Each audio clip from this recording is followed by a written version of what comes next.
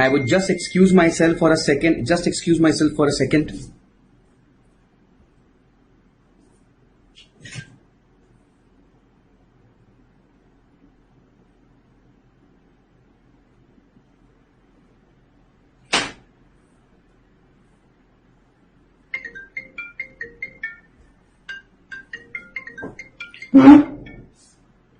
Yeah.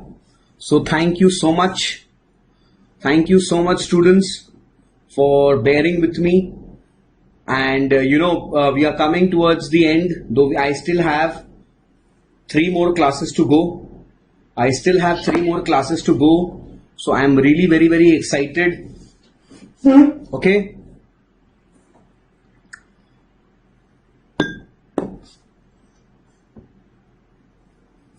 Yeah. So let us begin with the very mandatory. How's the Josh? Very high, sir. How's the Josh? Sky high, sir. How's the Josh? Invincible, sir. Superb, superb. Thank you so much. Thank you so much. Yeah, nephrology will be completed by Wednesday, and many of you have requested me quite a few topics. I shall try to cover them as and when I get time. Yeah, now some dose of motivation. At the very beginning of the class, let me, remember my favorite Hindi poet. Now let me tell you, for those of you who do not understand Hindi, I shall try to convert it into English as well. But there's a very famous poem by this immensely beautiful writer, Mr. Harivansh Rai Bachchan, and there's an excerpt from his poem, कोशिश करने वालों की कभी हार नहीं होती, and I would like to read the lines. It reads, नन्ही चींटी जब दाना लेकर चलती है, चढ़ती दीवारों पर 100 बार फिसलती है, मन का विश्वास रगों में साहस भरता है, चढ़कर गिरना गिरकर चढ़ना न अखरता है, आखिर उसकी मेहनत बेकार नहीं होती, कोशिश करने वालों की कभी हार नहीं होती. Now this poetry is really close to my heart, and as I told you previously, this is also placed on the wall just adjacent to my study table. It really helps me imbibe the sense that anytime I fail in life, it could be the smallest of the failures, it could be the biggest of the failures. I just think, I just ask myself one question: Vivek, have you tried enough? Have you given your best? If the answer is yes, then I should not worry at all. I will definitely not lose in life. And the answer is no, I have not given my best. Then the cause of failure lies in me itself. I need to stand back again and put my 100% again. So for those of you who could not understand, let me tell you, when a tiny ant walks with a grain of food in its hands, when it climbs up on the walls, it slides down 1,000 times. But that sliding does not inhibit her from trying again. So it slides up, again it descends down, it slides up, again it descends down. But ultimately it teaches us the virtue that if you try enough, if you keep on trying, if you keep persisting, there's nobody who can call you a loser, and you will never ever lose in life. So this is the biggest virtue. We need not be Einsteins and Newtons. IQ might not be that high, but let me tell you, if you are ready to put the virtue of hard work and dedication in life, there is no hurdle that can stop you from becoming successful. Take it from me, the biggest of achievers have said that. Okay? So with this, let us start with the topic of the day. We have already completed acute kidney injury in the last class. So we shall start today the new topic, which is known as chronic kidney disease.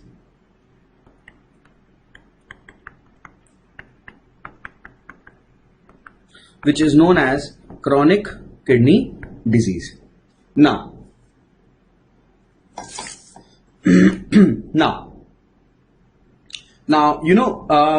please write down the full form, because henceforth I shall not be writing the full form again and again. So I shall just be writing CKD, and I wish you to understand that the full form of CKD is chronic kidney disease. Is it clear to all of you? Absolutely clear? Superb, superb. Now let us begin with the definition of CKD. Let us begin with the definition of CKD. So how do you define CKD? You define CKD by saying that it is the presence of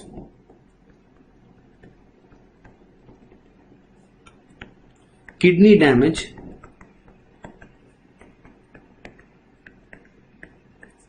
or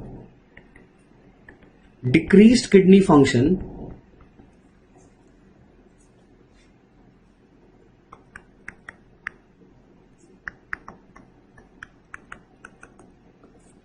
presence of kidney damage or decreased kidney function, irrespective of cause, no matter what be the cause, for more than equal to 3 months. So if you have damage in your kidneys or the kidneys function is improper, that too for a period of more than equal to 3 months, that is known as CKD. This is the definition of chronic kidney disease. Please write down chronic kidney disease. Is it clear to all of you? Absolutely clear to all of you? Now, how would you say that the kidney has been damaged? On what parameters can you define kidneys damage? Number one, it could be radiological damage. Number two, it could be a histopathological damage. It could be a radiological damage. It could be a histopathological damage, or it could even be demonstrated in the form of proteinuria. It could even be demonstrated in the form of proteinuria. And when I say that the kidney's function is decreased, basically I mean that the GFR has fallen down. Basically I mean that the GFR has fallen down. I hope I am clear to all of you.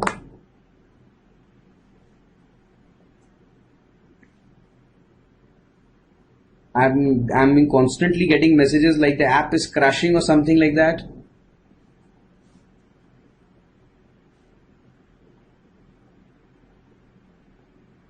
Let me just check.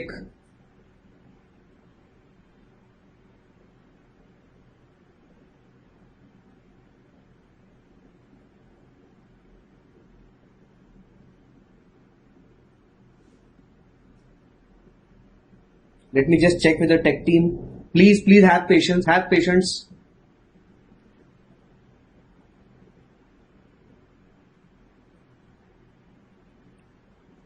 Alright, the tech team is resolving the issue. So do not worry at all.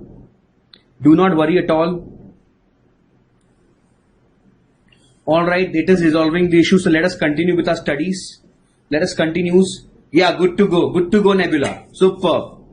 So I was saying that there is a presence of kidney damage or there is decreased kidney function irrespective of cause for a period of more than equal to 3 months. Alright, how will you assess kidney damage? One is by radiology, second is by histopathology, third is if you are having proteinuria which is beyond the normal limit. And today itself I have given on the club the normal levels of proteinuria. Yeah. Is it clear? So I have switched myself to landscape mode now. Okay. And I shall be switching it over to the portrait mode after I complete the topic to take up your doubts. Now, so the definition of CKD is presence of kidney damage or decreased kidney function for a period of more than equal to 3 months irrespective of cause. Alright, now a very important thing is how will you understand that the patient has CKD? For example, a patient came today to you saying, sir, I was sitting idle, sir. I didn't know what to do. So I got a routine blood checkup done, sir. And sir, my serum creatinine is 3. My serum blood urea nitrogen is, sir, 26. Please help me, sir. Please tell me. Now, the patient went to you. You told him that, beta, you have AKI. The patient came to me. I said, sir, you have CKD. How will you prove me wrong and how will you prove yourself right? So basically, I'm telling you, how will you confirm whether the patient has an AKI or a CKD? Of course, sir, I will ask the patient, sir, from what time are you having the problem? What do you expect the patient to tell you? Sir, there was no problem only, sir. I just got the report done today, sir. There is no problem at all, sir. Now what will be your answer? How will you understand whether the patient has an acute kidney injury or a CKD? Tell me. So if you have to understand whether your disease is an AKI or it is a CKD, what do you need to tell me? You need to tell me that, sir, the duration of the disease will be definitely less than 3 months. This is of course more than equal to 3 months of disease. Number two, on imaging. On imaging, in acute kidney injury, the kidney size is absolutely normal, or in acute kidney injury, it might even be increased. But in chronic kidney disease, as you say, the first word of CKD is chronicity. The pathologic hallmark of chronicity is fibrosis. Fibrosis means shrinking. So anything that gets fibrosed, the size will be decreased. So it will usually be less than 9 centimeter for an adult. So you will have bilateral shrunken kidneys. So basically you will have bilateral shrunken kidneys. You will have bilateral shrunken kidneys. Is it clear? Next, there is something, as I told you, known as corticomedullary differentiation. In the very first class, this is preserved here.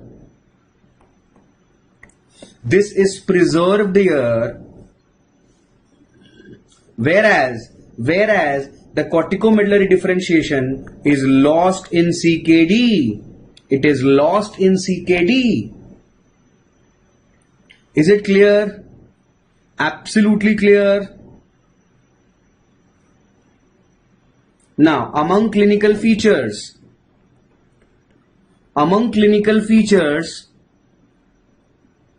the points that can help you differentiate are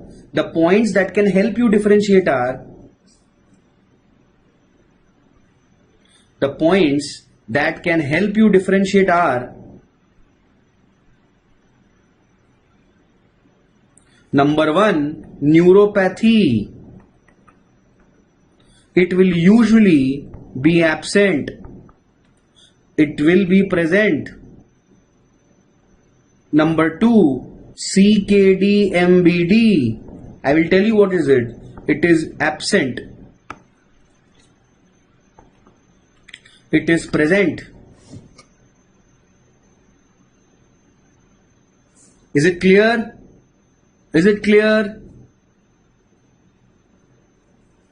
So these are the two very specific clinical features of CKD which will never be present in acute kidney injury. But the rest of the many can be overlapping. It might confuse you and it might not be able to tell you whether there is an acute kidney injury or CKD. Next, the prognosis. An acute kidney injury may resolve or may progress.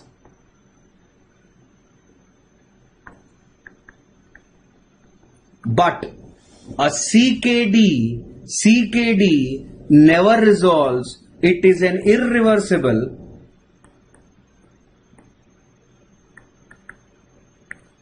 progressive disease. So gradually a CKD is bound to progress with time, and it is definitely irreversible. Is it clear to all of you? Is it clear to all of you? So I have clearly made you understand that it is a progressive disease. It is a progressive disease. So I am just repeating myself, sir. The duration is definitely less than 3 months, more than or equal to 3 months. The imaging definitely will understand by the kidney size that the kidney size is decreased in CKD, but it is preserved or increased in AKI. The CMD is lost here, and among the clinical features, neuropathy, metabolic bone disease, that is CKD MBD. Don't worry, I will tell you what is CKD MBD. Do not be impatient. And last but not the least, the fate of the AKI is both ways. It is in the midway. It could go to good times. It could go to very bad times. But CKD, it always means bad times. It usually means bad times. Is it clear to all of you? Is it absolutely clear to all of you? Very, very good. Very, very good. So as I was coming to you, in the very first practical problem that I told you, sir, a patient has come to me with a high creatinine. How do I understand that, sir, is this an AKI or is it a CKD? The very practical thing that we do before first thing is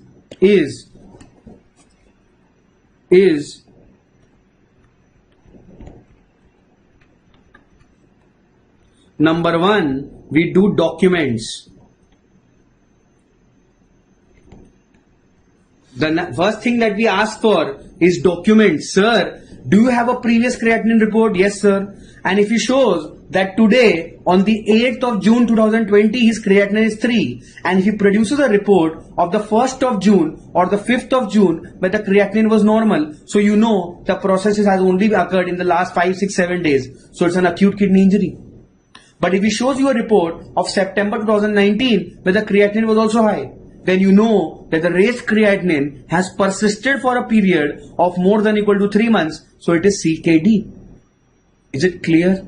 But you know, it is India. Most of them don't have documents, or most of them don't preserve documents. Then the next thing you do is radiology. Practically, I'm saying. This is what I'm saying. Practically what we do is with the help of documents. Don't need to write this. No need to write this. One is documents, and the second thing is kidney size. So we straight away go for an ultrasound, and if we see that the kidney is shrunken or not. So basically I've told you that if you get bilaterally shrunken kidneys, it means CKD. But let me tell you, is this an absolute statement? Is this an absolute statement? No, sir. It is not an absolute statement. So I am asking you, do you know any cause of CKD where it is a CKD but the kidney is not shrunken? Can it happen? Can it happen? If I am asking you, definitely yes, sir. What are the causes? So I'm basically asking you, what are the causes of CKD with preserved kidney size? Number one, sir, diabetes mellitus. Number two, amyloidosis. Number three is HIV, and number four, it autosomal dominant polycystic kidney disease. And this has been asked numerous times. This has been asked numerous times in your exams.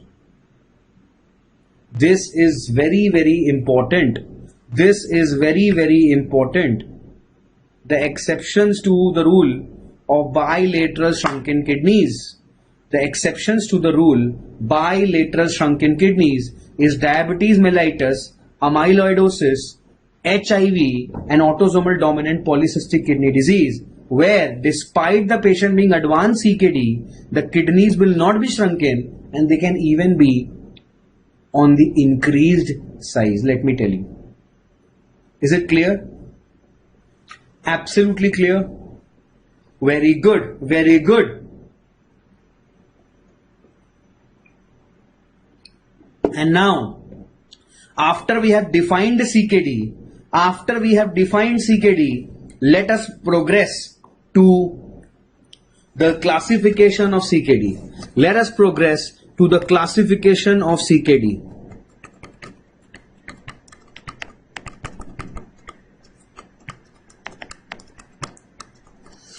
Yeah. How do you classify CKD? And that classification has been given again by the KDIGO classification. It has been given by the KDIGO, and you basically classify CKD on the basis of three parameters. You basically classify CKD on the basis of three parameters. That is on the basis of GFR, on the basis of albuminuria,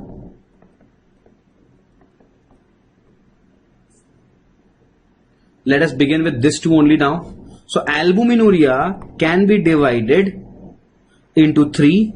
That is, if the albumin is less than 30 mg per day, 30 to 300 mg per day, or more than 300 mg per day.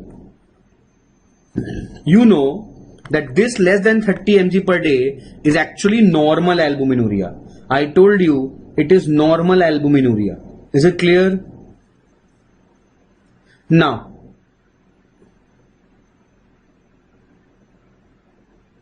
yes, these four have normal or increased size. Absolutely. So if the albuminuria is normal, it is known as A1. If the albuminuria is in the range of microalbuminuria, it is known as A2, and if it is in the macroalbuminuric stage, it is known as A3. So you basically have A1, A2, A3, and they are known as mild, moderate, severe. So basically, you have to classify CKD on the basis of GFR and albuminuria, and CKD is classified into 5 stages, that is G1, G2, G3, G3A, G3B, G4 and G5. G4 and G5. Is it clear? Very good. Now please have a look. Please have a look here very, very carefully. G1 is a GFR of more than equal to 90.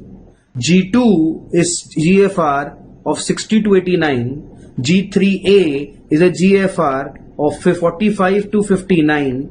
G3B is 30 to 44, G4 is 15 to 29, and G5 is less than 15.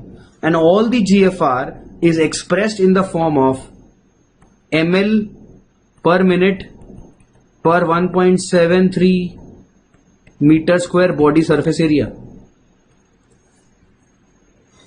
So basically all these are GFR, and the unit of GFR, as you all know, is ml per minute per 1.73 meter square body surface area. So if you clearly have noticed the table, each G1 can have an A1, A2 or A3. It is like this.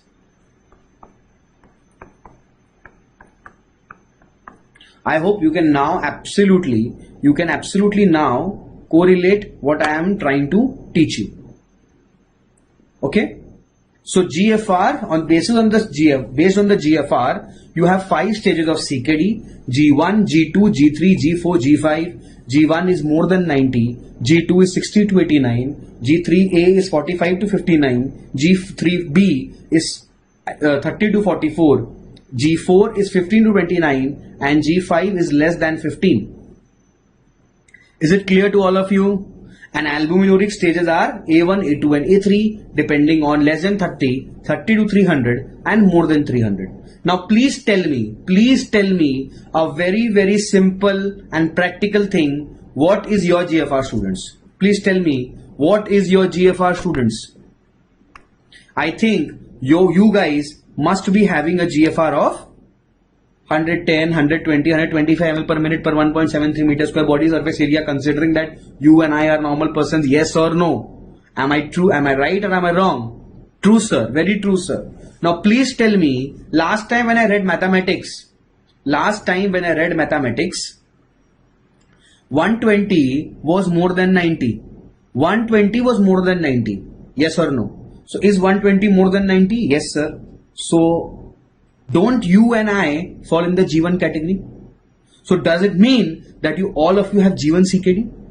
Does it mean that all of you have G1 CKD? Yes or no? I think yes, sir. Because 120 was more than 90 and more than 90 means G1. So all of you have G1 CKD. If no, prove me wrong. If yes, admit it. If no, prove me wrong. If yes, please visit a nephrologist. You can come to me only tomorrow. Very good. Yes, Thanos says yes, sir, because I have more than 90 GFR and I have normal proteinuria, so I am G1A1 CKD. So all of you are G1A1 CKD. You will absolutely admit this. So please don't break this news to your parents. They'll be terrified that all of you are patients of chronic kidney disease. No, sir. Many of you, Tanvi Banayat says no, sir. Many of you say no. But please tell me. Somebody is saying, sir, creatinine is not elevated in us. Beta, if somebody who has a G1 CKD has a GFR of more than 90, obviously will creatinine be elevated in him? Obviously no. Obviously no. So first of all, today I have broken a myth in your mind. Sir, I have broken a myth in your mind. You probably thought CKD means raised creatinine. Yes or no? But sir, the fact that someone having a GFR of more than 90 has been kept under the umbrella of CKD. This is definitely an umbrella of CKD. So, if a person of more than 90 GFR has been classified into CKD, means that a person for being classified as CKD does not necessarily mean require a low GFR. Are you getting me? So today you have understood one thing, that sir, low GFR or high creatinine is not a mandate, is not a mandatory criteria to call you CKD. If it were so, then sir, more than 90 will not have been included in CKD. Am I true or am I wrong? Yes, sir, you are absolutely true, sir. So please answer my previous. There must be risk factors present. Why must there be risk factors present? A person, many people come to us with CKD. Sir, neither we have diabetes nor we have hypertension. Sir, daru ko to haath nahi lagaya. Sir, sutte ko to I have not even seen in my life. Sir, when I cross a pan tapri, I even close my eyes. I don't even see the smoking kills ka tag. I am so terrified with smoking. Then why do they have CKD? No risk factors. Why do they have CKD? Sir, family mein to nobody, sir, everybody is sadhu, sir. Nobody does anything. Everybody is very, very, pious, and everybody does nothing, sir. No risk factors at all. No, not at all. Not at all. You are absolutely in the wrong track. You are absolutely in the wrong track. So basically, let me tell you one thing. So what I mean to say is, a person having CKD, a person to be called as CKD does not necessarily require the criteria of low GFR or increased creatinine. And what you should have told me when I called you CKD, you should have told me, sir, It is wrong, sir. You have put me into the classification of CKD without letting me pass through the barrier of definition of CKD. Sir, you told me that for being called as CKD, a person must satisfy at least one of the two criteria. That is, he must have a kidney damage or there must be decreased kidney function. Sir, you please see, sir, neither do I have kidney damage, sir, nor do I have decreased kidney function. Decreased kidney function is not there because some my creatinine is normal, so the GFR is normal, and some my kidney damage is not there, so you can do an ultrasound, you can check for proteinuria, you can do a biopsy, everything is normal, sir. Then why are you calling me CKD, sir? This should have been your answer. Is it clear? So I told you that for criteria of CKD, you always thought that the function must be less, so the GFR must be low, so the creatinine must be high. No, sir. Even a kidney damage in the form of, in any form might be called a CKD. So basically what I mean is, if I randomly screen, if I do a screening ultrasound of all of you, and if I look for, and if I do look for the kidneys on an ultrasound, God forbid, some of you might be having cystic kidney diseases. Today, if I do an ultrasound, there will be cystic kidney disease. 3 months later, you'll be cystic kidney disease. So, have the cystic kidney disease, which is a defect, which is a damage to the kidney, which is a radiological damage to the kidney, persistent for more than 3 months, yes or no? Yes, sir. So, are you not CKD? Yes, sir. But if I check your creatinine, is it normal? Yes, sir. GFR? Yes, sir. So, what are you then? So, you are G1A1 CKD. So, you have understood two important inferences, two important things, that sir, low GFR or high creatinine is not a mandate for CKD, and number two,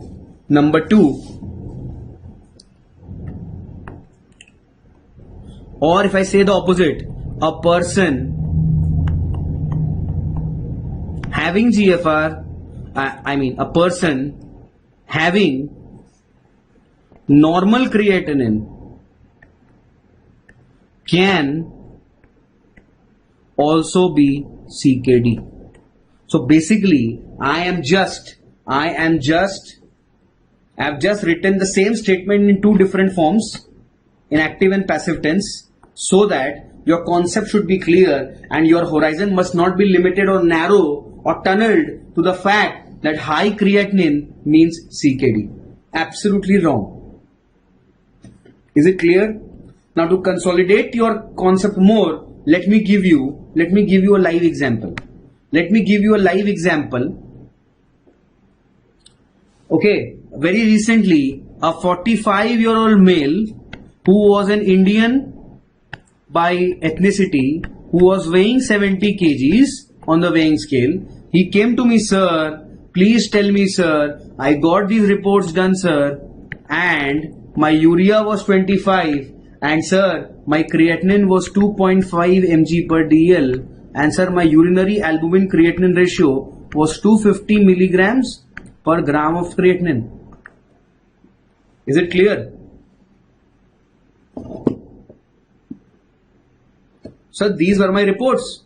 Please tell me, sir, what stage of CKD am I? So very firstly, I will first calculate the GFR of this patient. And you do know, to calculate the estimated GFR, I shall use which equation? The recommended equation by the KDIGO, that is the CKD EPI equation. And I have already told you that 4 parameters required in CKD EPI equation are, sir, the age of the patient, the sex of the patient, the ethnicity of the patient, and the creatinine of the patient. So all of you have smartphones, all of you have Medscape, all of you have Google, you all can enter these 4 values and you can get the eGFR absolutely. And right now I have just checked that, and the eGFR comes to be 34 ml per minute per 1.73 meter square body surface area. So this is the eGFR. And this is not a hypothetical figure. I have calculated this on the calculator I'm telling you. Alright, so this is my patient's GFR. I will quickly remember the KDIGO classification and I will try to see where did 34 come into the KDIGO classification. Please see, where does 34 come? 34 comes where? 34 is between 30 to 44, yes or no? Yes or no? So I will tell the patient that sir, you are CKD G3B and because your albuminuria is 250 mg per gram of creatinine, 250 comes where in the KDIGO classification, sir, 250 is between 30 to 300, so probably he is A2. Probably he is A2. So I will tell him, sir, G3B A2, and sir, because you have diabetes, so it is probably diabetic nephropathy. मान लो कि he had diabetes also. He had diabetes also. Are you clear? So basically what I have understood today is that the KDIGO classification is based on GFR, albuminuria and cause of CKD. That is why it is known as GCA classification. G for GFR, C for cause, A for albuminuria. So these three are the parameters with which we stage CKD patients. We stage CKD patients. GCA, that is GFR, cause and albuminuria. So now you have understood that sir, your classification is G3VA2. So if basically if say the Chief Minister of Delhi, who is currently in a lot of news, would ask me, sir, you do one thing, you stage all the CKD patients of Delhi and you tell me that who is a good CKD patient, who is a bad CKD patient. So what would I have done? I have calculated the CKD EPI with the help of CKD EPI formula, the GFR, and get the albuminuria of each patient. And what I would do? In the first and foremost, I would keep the G1A1, then G1A2, then G1A3, then G2A1, then G2A2, then G2A3, and the last patient would be G5A3. So among the CKD patients, the best patient is G1A1, the worst patient is G5A3, or the most advanced patient is G5A3. I hope I am absolutely clear to all of you. I hope I am absolutely clear to all of you. Any doubt? Any doubt? So, this is the classification of KDIGO classification of CKD, which is based on GFR, cause and albuminuria. Very good. Now, because all of you are very fond of most commons, please tell me a few most commons. Most common cause of CKD in India, CKD in the world, most common cause of adult onset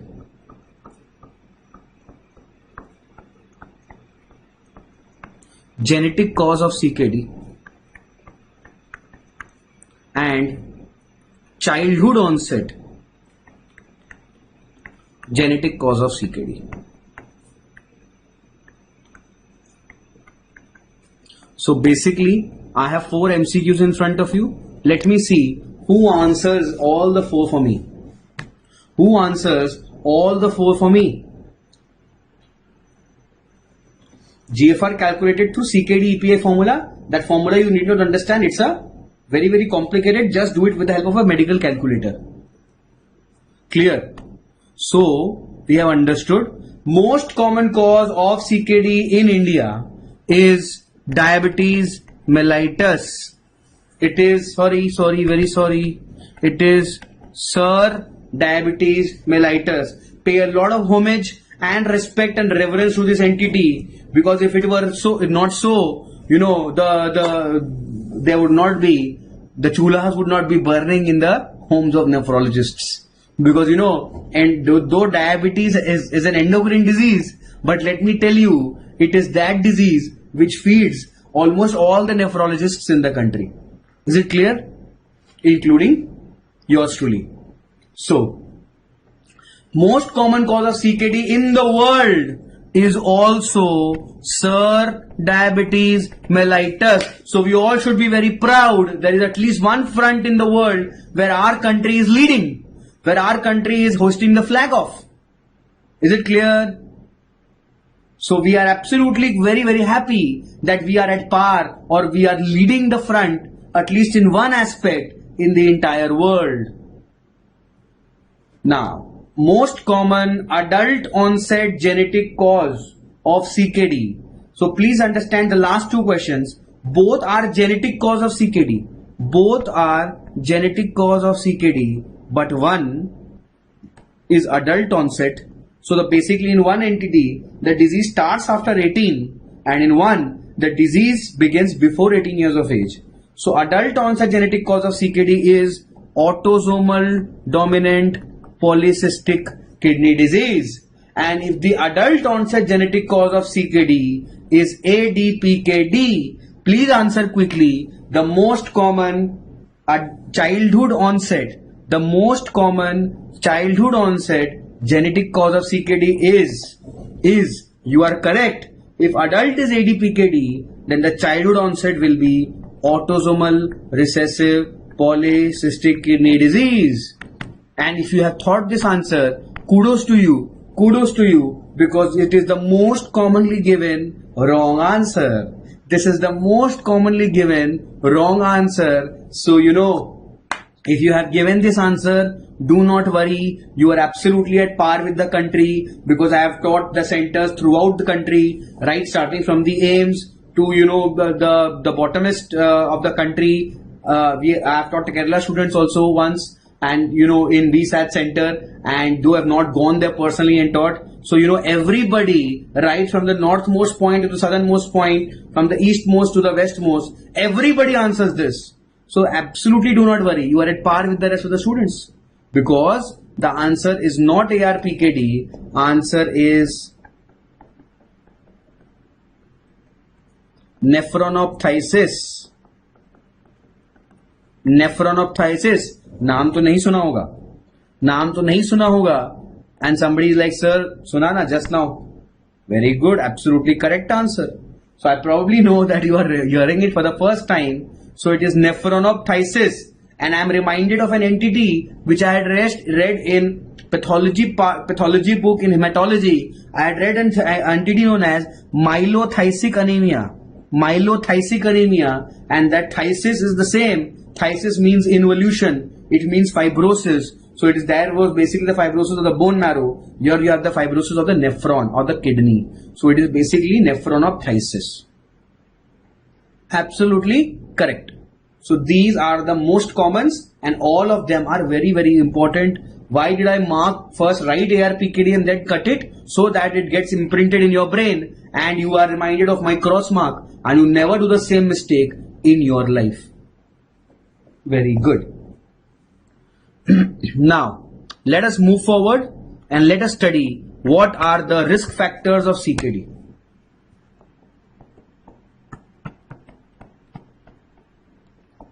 The risk factors, the traditional risk factors you already know. So let me ask you a PGI Chandigarh question.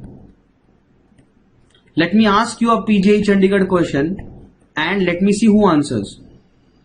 So basically the question is, which of the following are risk factors of CKD? Please tell me which are the risk factors. Number A, low birth weight. Number B, low socio-economic class. Number C, non-Caucasian race. Number D, sickle cell trait. Number E, APOL1 high risk phenotype. So I have given you 5 options. There are in PGI Chandigarh. As there are in PGI Chandigarh. So there are 5 options. You have to tell me which of the following are risk factors of CKD. Is it low birth weight? Is it low socioeconomic class? Is it non-Caucasian race? Is it sickle cell trait? Or is it APOL1 high risk variant? APOL1 high risk phenotype. So let me make life easy for you. So low birth weight, sir. Low birth weight? Risk for CKD? I thought, so I don't know actually. Okay, let me help you. It is one. Is it the disease only of the poor? I thought, sir, the rich also get affected. They do, but breaking news to you, the low socioeconomic class also get affected. Sir, race? Has race something to do with CKD? Yes, epidemiology studies have shown that they are also associated with CKD. And sir, last two are absolutely unknown to me. Please explain me. Sir, I also don't know the explanation. These are just statistical data. Sir, sickle cell trait is also associated. And sir, what is APOL1? I also don't know. It's just a genome, and there are many variants of APOL1. Out of that, the high risk phenotype is associated with CKD. So basically, sir, all of them are associated with CKD. So you understood today that all are risk factors for CKD. So basically, who is Janam se halka, who is Karam se garib, and who is Rang se kala, all the three. So basically, who is light by weight, who is light by bank account, and who is not white. All of them are risk factors of CKD. So somebody said, sir, I am reminded of something. Sir, Nawazuddin Siddiqui. I said, no, beta. He was born poor, but he will not die poor. As you know, it is a very famous movie dialogue that, in our country, it is not a sin to be born poor, but it is a sin to die poor. So Nawazuddin Siddiqui, though he looks back, he looks low birth weight, he looks poor, he looks non-Caucasian, but he will not die poor. He's a rich man now. So yes, all of them are risk factors of CKD. Absolutely correct. Absolutely correct. Okay? Very good. Very good. So this is a PGI Chandigarh question. Now, very quickly now, let us begin our clinical features. Diabetes, hypertension, all these are definitely risk factors of CKD. Those are the traditional risk factors which you already know. So why enlist them? I have told you the risk factors which you do not know, which I know that you do not know. Is it clear? Now let us begin with the clinical features of CKD.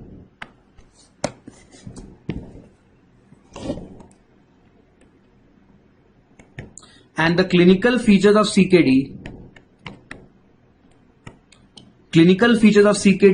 usually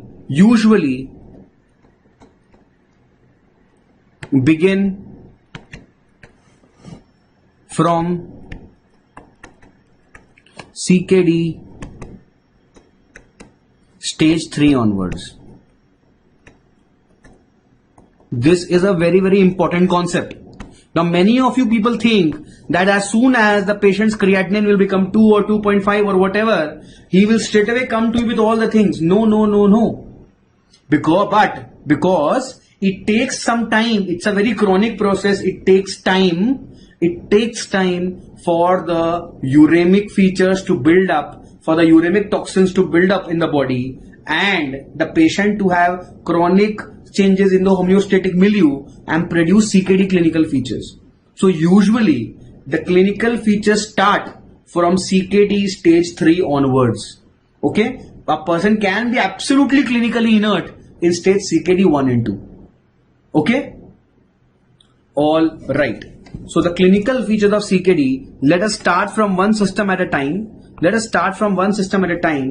let us begin with a very favorite system of mine, after nephrology obviously, that is, let us begin with the cardiovascular system. let us begin with the cardiovascular system. And in the cardiovascular system, what do you have? You must know that CVS is the most common cause of death in CKD patients. So you know a CKD patient can have 1 lakh features, but ultimately patient marega to cardiovascular disease se he will die of CV disease only, most commonly. And this is a very common MCQ.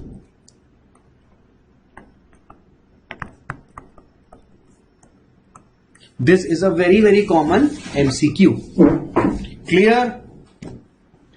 Very good. So what are the features of CKD what are the features of cardiovascular system in CKD? Number 1, you have hypertension. Sir, why do you have hypertension? Very important. Hypertension is contributed by sodium and water retention.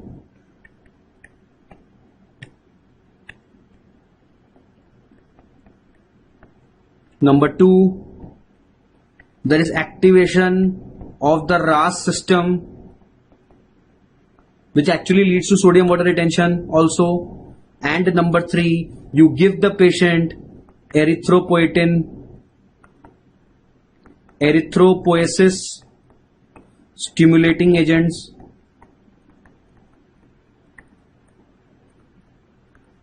That is ESA. ESA. We will write it as ESA. So all the 3 factors contribute to hypertension, that is sodium and water retention, or activation of RAS system, and erythropoiesis stimulating agents. Number 2, after hypertension, you do know that a patient can have heart failure. A patient can have heart failure, and sir, what contributes to the heart failure? You know, the LVH resulting from hypertension can itself cause heart failure. The patient can have ischemic heart disease that also contributes to heart failure, and the person can have dilated cardiomyopathy.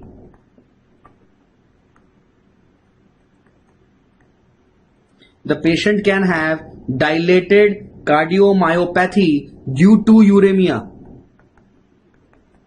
Due to uremia. Is it clear? And you know, I taught you yesterday that when basically an acute acute heart failure leads to AKI, that was known as acute cardiorenal syndrome, and this is known as chronic cardiorenal. I'm so sorry. So this is the opposite. This is the opposite. This is a renocardiac syndrome. Sir, there heart failure was giving rise to renal failure. So your renal failure is causing heart failure. So this is also known as renocardiac syndrome. Renocardiac syndrome. So all the 3 contribute to heart failure. Left ventricular hypertrophy, ischemic heart disease, and dilated cardiomyopathy. Is it clear? This is known as renocardiac syndrome. Number 3, you already know by now that a patient is definitely prone to having ischemic heart disease. The patient is prone to having ischemic heart disease during CKD. And now let us study in totality how do you treat all the 3 together. We will not study them separately, but let's start how do you treat all of them together. So treatment of 1, 2, 3. How do you treat 1, 2, 3? Number 1, very importantly, sir, you will prescribe the patient salt and water restriction. You will prescribe to the patient salt and water restriction. Number 2, sir, you will give antihypertensives. Sir, which is the antihypertensive of choice? ACE inhibitor or ARB are the drug of choice as antihypertensives in CKD, but they have a very bad side effect, that is hyperkalemia. So you always have to be aware of hyperkalemia. So hyperkalemia is the most limiting factor which stops us from giving ACE inhibitor ARB in advanced CKD, because in India it is very difficult to monitor potassium, and nor do the patients adhere to the advice that you give them. Is it clear? Absolutely clear?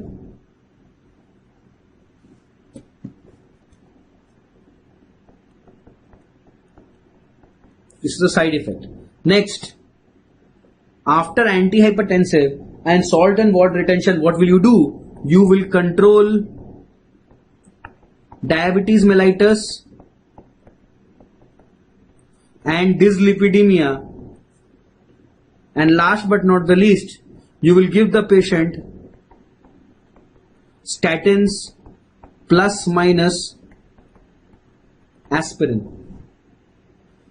Sir, why will you give statin, sir? Because, sir, a CKD patient is equal to an atherosclerotic cardiovascular disease equivalent. So, if a patient is more prone to having atherosclerotic cardiovascular disease, you will give the patient statins.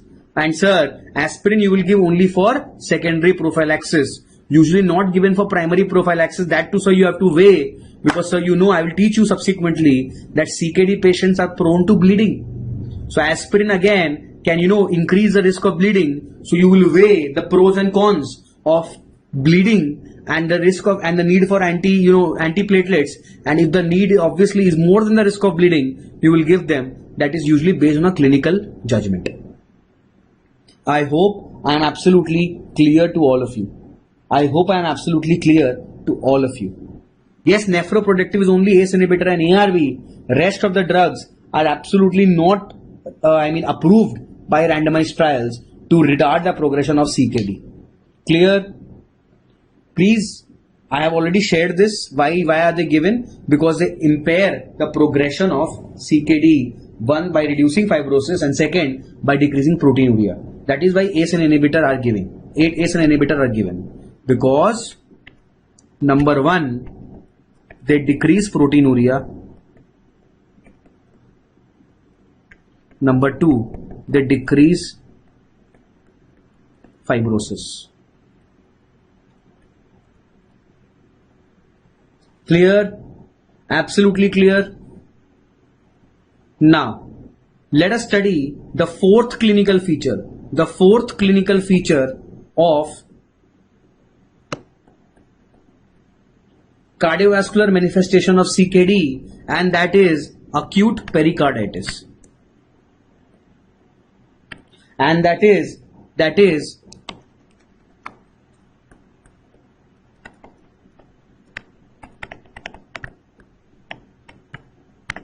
pericarditis. That is pericarditis. Now, please tell me, since I know all of you are champions of cardiology, and I think you have already been taught ECG by Arvind sir, probably cardiology also. So how does a patient of pericarditis present to you? How does a patient of pericarditis present to you? Sir, he presents to me with pain. Where, sir? Chest pain. Acha? So chest pain, there can be so many reasons. So how will you understand whether it's a pericardial pain? Please tell me the exact nature of pericardial pain. Sir, I know anginal pain is a retrosternal chest pain, which is an oppressive pain, as if it is a weight has been kept on my chest. A patient says, sir, मुझे ऐसा लग रहा है as if there is a weight on my chest. But sir, acute pericarditis pain is a sharp pain, is a stabbing pain, which aggravates on inspiration. Is it clear? And decreases on stooping forward. You already know that. I'm not teaching you that again. But why am I teaching you, sir? The speciality of pericarditis in CKD is, the speciality of pericarditis in CKD is, it can be painless. So in CKD, Very, very important. This pericardial pain, pericarditis, can be painless, can be hemorrhagic. This is a very, very important point. This is a very, very important point. Why? I will tell you later on. I will tell you how does therapeutic intervention, differ in such type of a patient, and what have you have to keep in mind. Achha, what do you want to look for in the ECG? I know you already are champions of ECG now.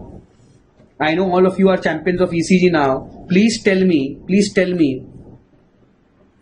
what will you get in ECG? What will you get in ECG? In ECG, sir, I will get an ST elevation, as many of you are already telling me.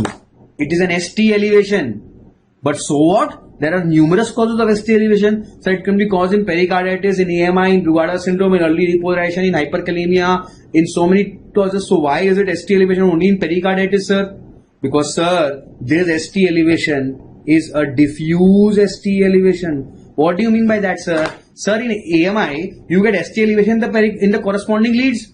If it's an inferior wall MI, you will get it in 2-3 AVF. If it's an anterior wall MI, you will get it in V3, V5. If it's a lateral wall MI, you will get in 1 AVL, V5, V6. Yes or no? Yes, sir. So this will be an diffuse ST elevation. And most of you are correct. Yes, sir. It will be the dome of the ST wave can also determine, can help us differentiate between AMI and can help us between pericarditis. Because if it is convex upwards, it is usually AMI. If it is concave upwards, it is usually pericarditis. So if it's a diffuse ST elevation. Okay, very good. Please tell me, is there any lead where ST elevation will not be found in a pericarditis? So ST elevation is found in all the leads except dash. Which is that lead?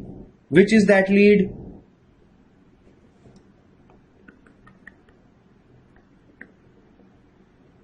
Please tell me. Very good. It is AVR.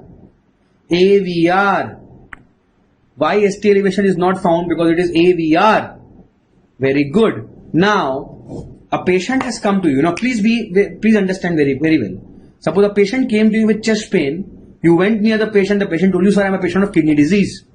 Immediately you thought, kidney disease, chest pain. He can have IHD, AMI also. Very prone to AMI. The patient can have one more thing, which is pericarditis. So now, immediately you placed a necklace which is around your neck, which you have been dangling with a lot of pride in the campus. So please make use of it. Please put the stethoscope on the chest, on the precordium, and what will you hear? You will hear a sound which is known as pericardial rub. You will hear a pericardial rub. Is it clear? So you will hear a pericardial rub, which is a grating sound when the visceral and the parietal layers of the pericardium, they strike against each other and they have friction against each other. So you will hear a pericardial rub. So let me tell you the algorithm. Patient came with chest pain, known CKD, stetho pericardial rub. Next, what will you do? Sir, I will waste time in examining the patient further. B, sir, I will order a battery of tests and I will again waste time. C, I will call my senior and again waste time. D, this is the answer. Sir, I will not waste any time because I know this, which is pericarditis in CKD, is an absolute indication for dialysis. Oh sir, I will not waste a second. I will immediately call my nephrology SR and I will call the dialysis and I will tell them to please vacate a bed and get a bed ready because this patient is coming I am sending this patient as soon as possible. Is it clear? Absolutely clear? Very good. Now please tell me one more thing. Why did I tell you that a painless or a hemorrhagic pericarditis is also important? Because trust me, a patient might not even complain of pain to you. So sir, what do you mean by that? The hidden fact is, please do not be an investigation oriented person and please do not forget the clinical skills. always try to auscultate the heart of the patient. And even the patient does not complain of pain, just some uneasiness, just some shortness of breath, always try to look for a occult pericarditis. And if it is so, send the patient for dialysis. So it could be painless, only can be judged by pericardial rub or ECG. And it can be hemorrhagic. So what do you mean by hemorrhagic? If it is hemorrhagic, what is the implication? Sir, I know that the CKD pericarditis can be hemorrhagic. And you know, in dialysis, we give an anticoagulant, because what do you do in dialysis? I will be teaching, I'll show you. You basically take the blood out of the body, filter it and bring it back. Because the blood, so that the blood does not clot in the extracorporeal circuit, you add heparin to it. You add heparin to it, approximately 5,000 units of heparin. Now, you know that when the heparinized blood will go back to the body, the hemorrhagic pericarditis can lead to a massacre, because that can cause a massive hemorrhagic pericardial effusion leading to cardiac tamponade also. And then and there you can get a Beck-Strad and the patient can collapse. Clear? Is it clear? So, as soon as you get a pericarditis in CKD, you know it could be hemorrhagic. So please order a heparin-free dialysis. Please order a heparin-free dialysis. So that go and tell write and call the technician that, boss, please do not give heparin to the patient. Is it clear? Very good. This is, the practical implication of dialyzing this patient. Okay, might not be asked to you, but just for your interest's sake, I am telling you how it operates in real life. How it operates in real life. Clear? Now, next, come to nervous system.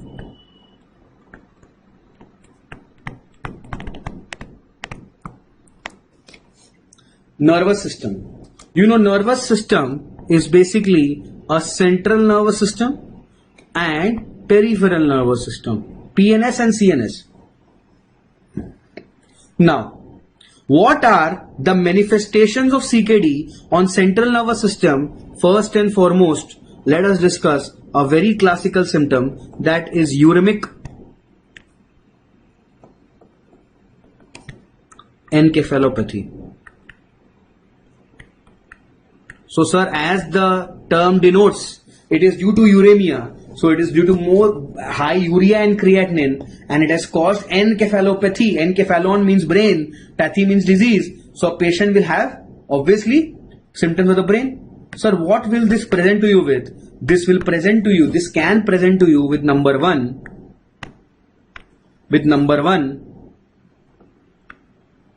seizure. It can throw up a seizure.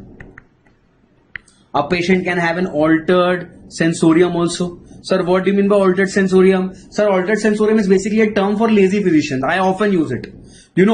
Sensorium can be graded into numerous ways. A person can be conscious, alert, cooperative with a GCS of 15. A person can be drowsy. A person can be obtunded. A person can be comatose.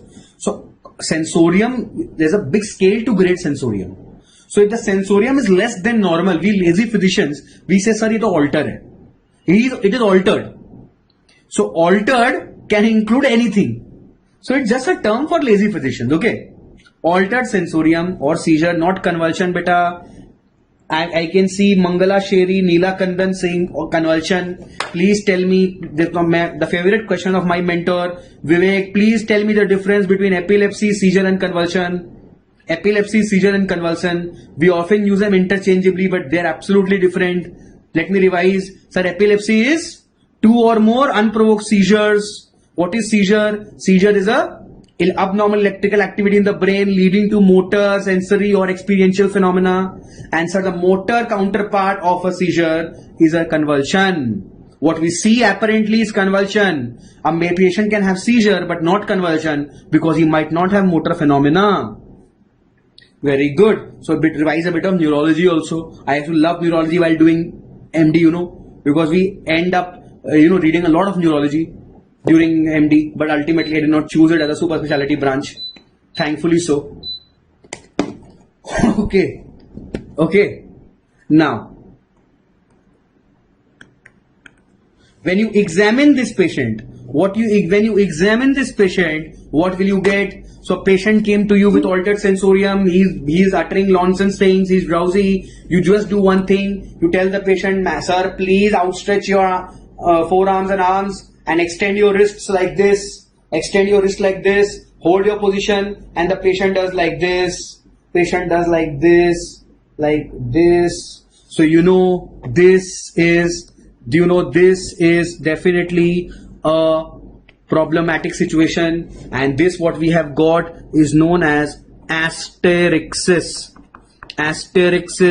and this sign is known as asterixis, or which is colloquially known as flapping tremor, or flap. Is it clear?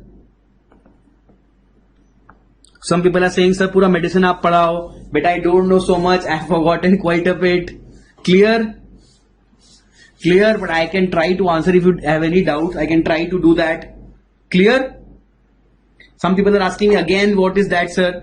No, I only meant seizure can have three phenomena: motor, sensorial, and experiential or psychic phenomena. The motor counterpart of a seizure is known as convulsion. That is what I meant. Okay. Now, coming back.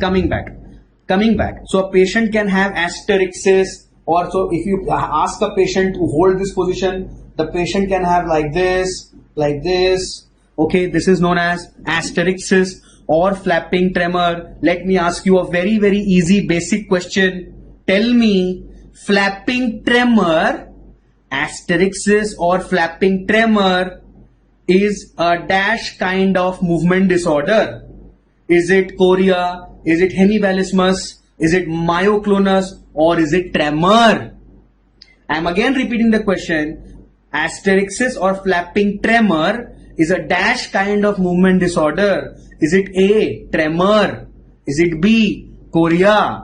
Is it C, myoclonus? Is it D, hemibalismus? Such an easy question. Sir, जिसके नाम में ही tremor हो, of course, it is a tremor. But I am very, very happy. Many people have got the sadism in me, and you have understood that sir is trying to lead me towards the wrong answer by shouting tremor. And you are absolutely correct, sir. This is not a tremor. It's a misnomer. This is a kind of negative myoclonus. This is a kind of negative myoclonus. Is it clear to all of you? Absolutely clear to all of you. This is engraved in my hippocampus. The reason being, my mentor, he used to ask this very same question to me at least once in 2 months. I don't know what orgasmic pleasure did he get. He was such a great clinician, what he got, but he used to ask me this so often. Okay. So a patient came with altered sensorium, a CKD patient, high creatinine, altered sensorium, seizure, he's speaking nonsense, you did a asterixis, you got a myoclonus. Immediately, what will you do, sir? Sir, A, I will waste time, I will do a lot of tests. B, I will call my senior and again waste a lot of time. C, I will go to the canteen, have a samosa, have a patty and have a coke. And D, sir, I will not waste time. I will straight away book dialysis because, sir, it is an absolute indication of dialysis. Some people are saying, sir, only in CKD, sir. Has CKD brought the copyrights of myoclonus? No, beta. Myoclonus can be found in any metabolic encephalopathy. And in myoclonus, I am saying asterixis. Asterixis is a sign of any metabolic encephalopathy. Sir, if it happens due to the accumulation of uremic toxins, it is known as uremic asterixis, or that is known as basically that is also known as uremic encephalopathy. If it happens due to accumulation of ammonia in the body, that is known as hepatic encephalopathy. If it happens due to accumulation of CO2 in the body, that is known as CO2 narcosis. So basically, sir, anything accumulates. It could be due to uremic encephalopathy, hepatic encephalopathy, CO2 narcosis, anything. So it is a sign of metabolic encephalopathy.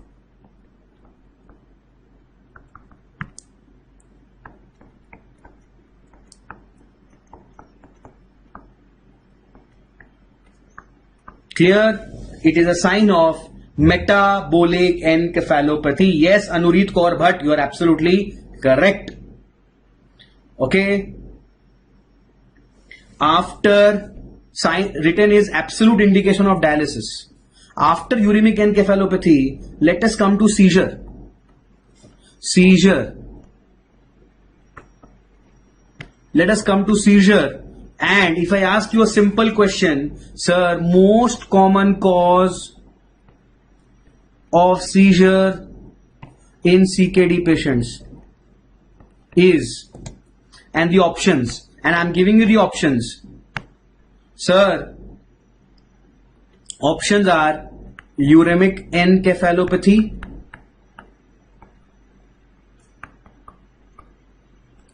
dyselectrolytemia,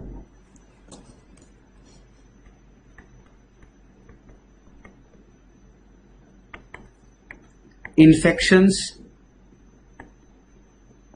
So what do you think among the three is the most common cause of seizure in CKD? Is it uremia? Is it dyselectrolytemia? Is it infections? And Divya Bajaj has correctly pointed out, probably from my notes only, that sir, answer is none of the above. Answer is water intoxication.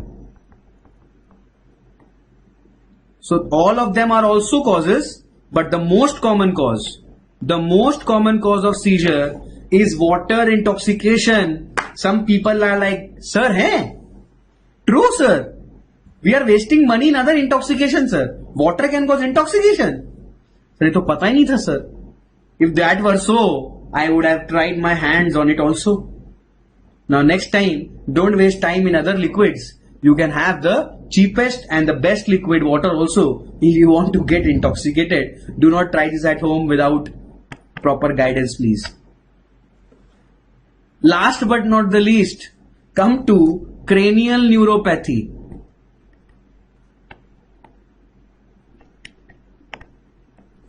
Come to cranial neuropathy.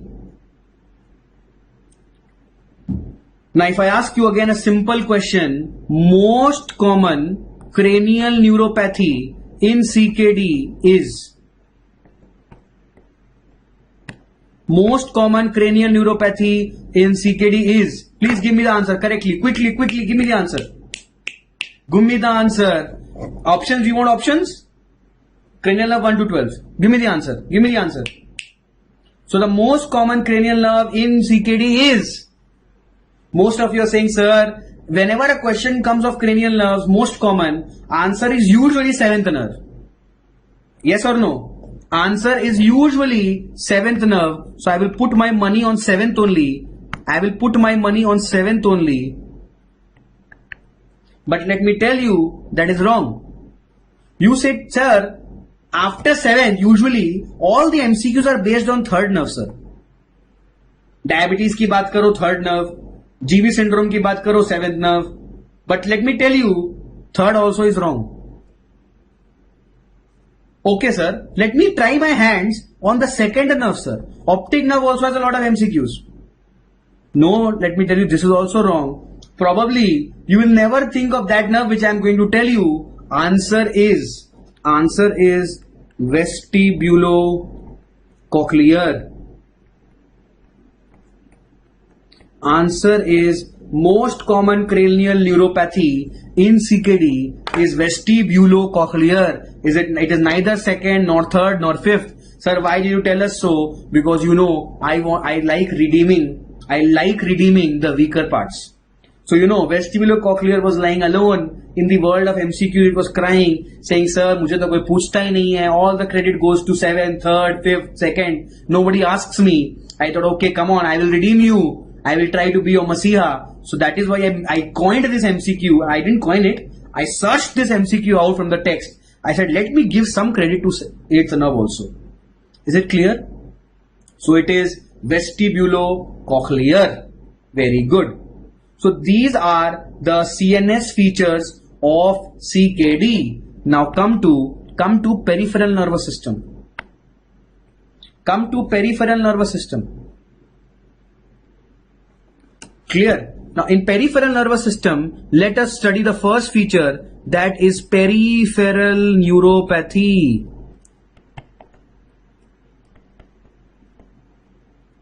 That is peripheral neuropathy.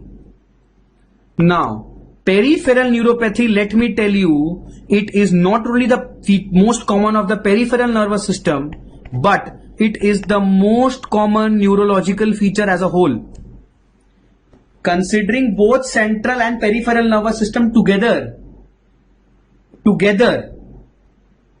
peripheral neuropathy is the most common neurological feature. So it is the most common neurological feature of CKD.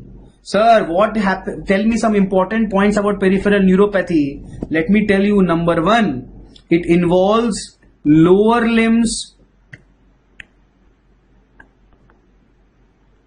more than proximal limbs.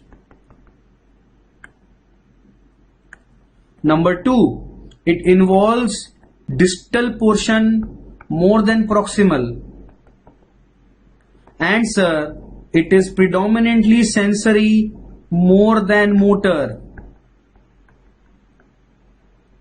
Very, very important. Very, very important. So sir, the peripheral neuropathy is predominantly a sensory type which involves a distal part of the lower limbs. Is it clear? Absolutely clear. Yes, stroke is not a feature of CKD. There is an increased risk of stroke in CKD. Clear? Absolutely clear.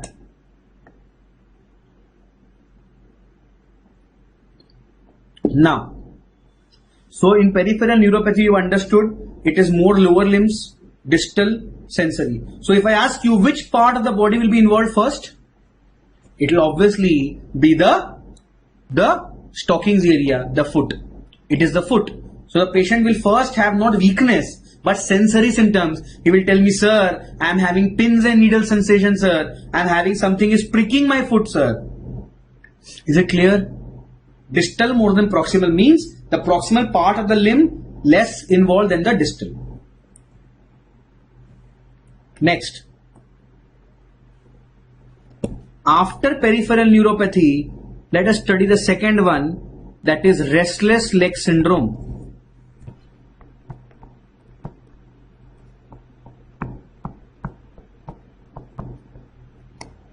And restless leg syndrome was asked. They were asked in AIMS 19. This topic was asked in AIMS 2019. It's a very important topic and it is covered. It is covered in neurology. It is covered. I teach you partly in nephrology and it is covered in psychiatry in more details. Okay, I will just teach you a bit. Number one, it is also known as Ekbom's disease. Number two, it is a periodic limb movement disorder. It is a periodic limb movement disorder. And sir, there is an irresistible desire to move lower limbs, especially at night. So basically, restless leg syndrome, there is an irresistible desire to move lower limbs. You know, I used to have this restless leg syndrome, especially in my exams. And the people used sitting by the side of me, especially in the computer-based test, used to have a hell of a time because they used to get irritated because I have this constant habit when I'm nervous, when I'm thinking, when my gray matter is working, I really shake my legs a lot. Is it clear? This is also known as Ekbom's disease. Clear? So this is about restless leg syndrome. And if I ask you, sir, what is the treatment of restless leg syndrome? The drug of choice is dopaminergic agonist, which will be ropinirole or pramipexole. And also iron deficiency has been linked to restless leg syndrome. So please correct iron deficiency also. But if you ask me, the drug of choice is ropinirole or pramipexole. Is it clear? Absolutely clear. So this is about the neurological symptoms. This is about the neurological symptoms of CKD. And we have studied both central nervous system and peripheral nervous system. And this is a periodic limb movement disorder. PLMD. Clear? Absolutely clear? Now, after neurological system, let us enter into the next system. And which number system was that? Which system was that? Second. Alright. Let's enter into the third system. And very quickly, let us study about endocrine.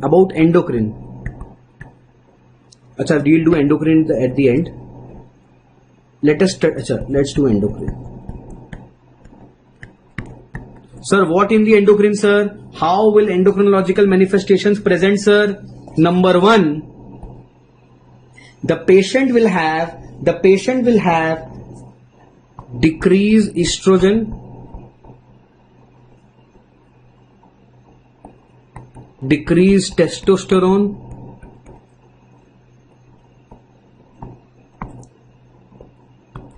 decreased insulin excretion,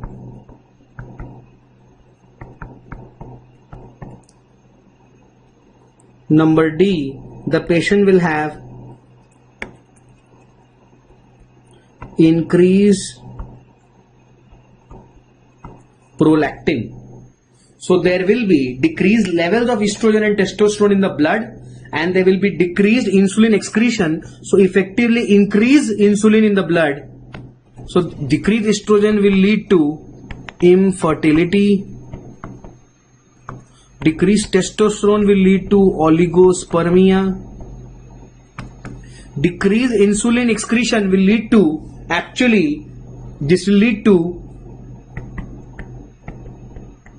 decreased blood glucose, and decreased blood glucose will actually lead to paradoxical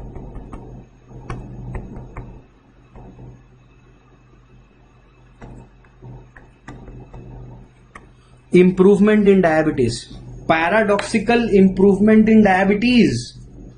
So just try to understand this. Very important. So this is fine, decreased estrogen and decreased testosterone. So what the importance of this point is basic. I'm so sorry.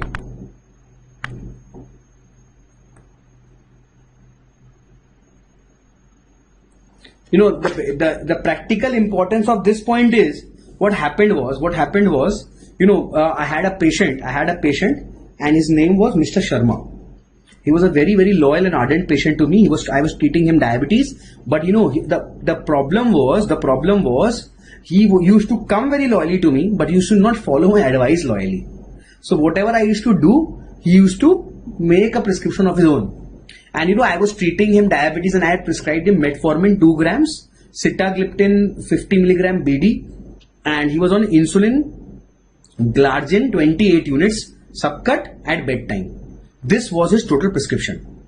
And still he used to have very high blood sugars. His HbA1c used to range in the range of 9.5 to 10.5, high blood sugars. Now he did not come to follow up with me for 1 year. And suddenly, one random day he called me up and he was saying, sir, good news. I thought the other good news. I congratulated him. I said, congratulations, Sharma ji. Where are my sweets?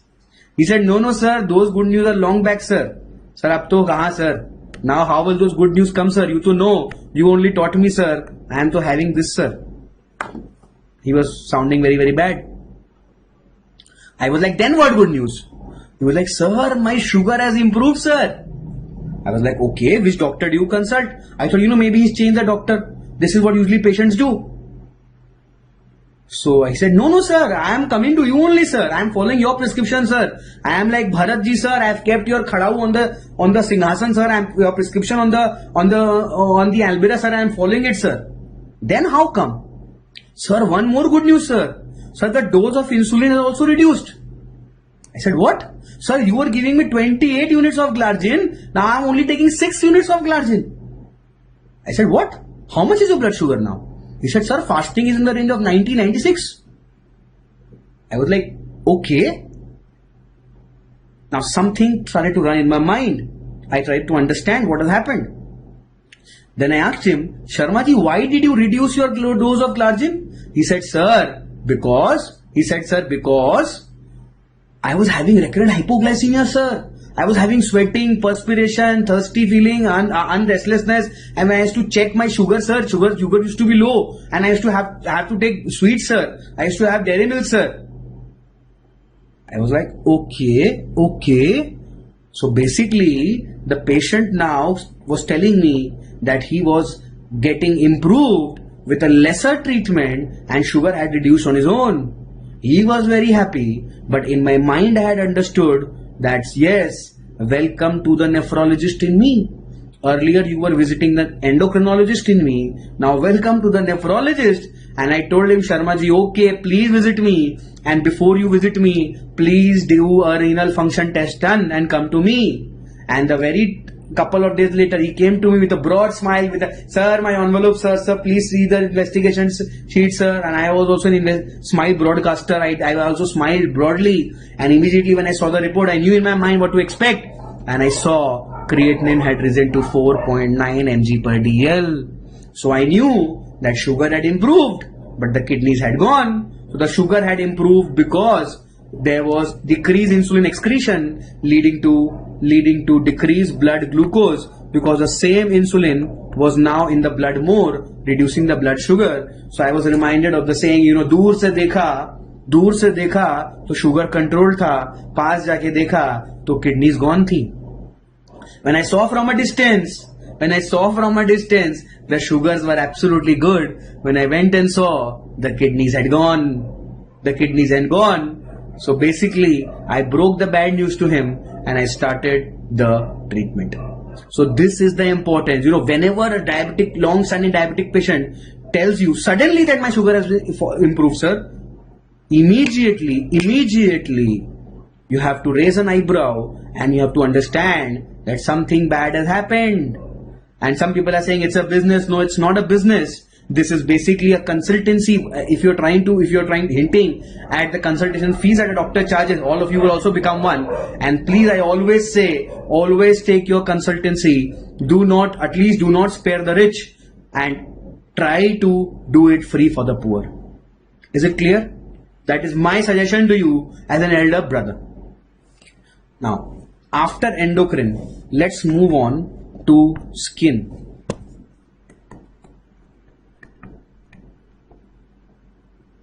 In the skin, what will you get? In the skin, I will get pruritus. I will get hyperpigmentation. I will get nephrogenic systemic fibrosis, which is known as NSF.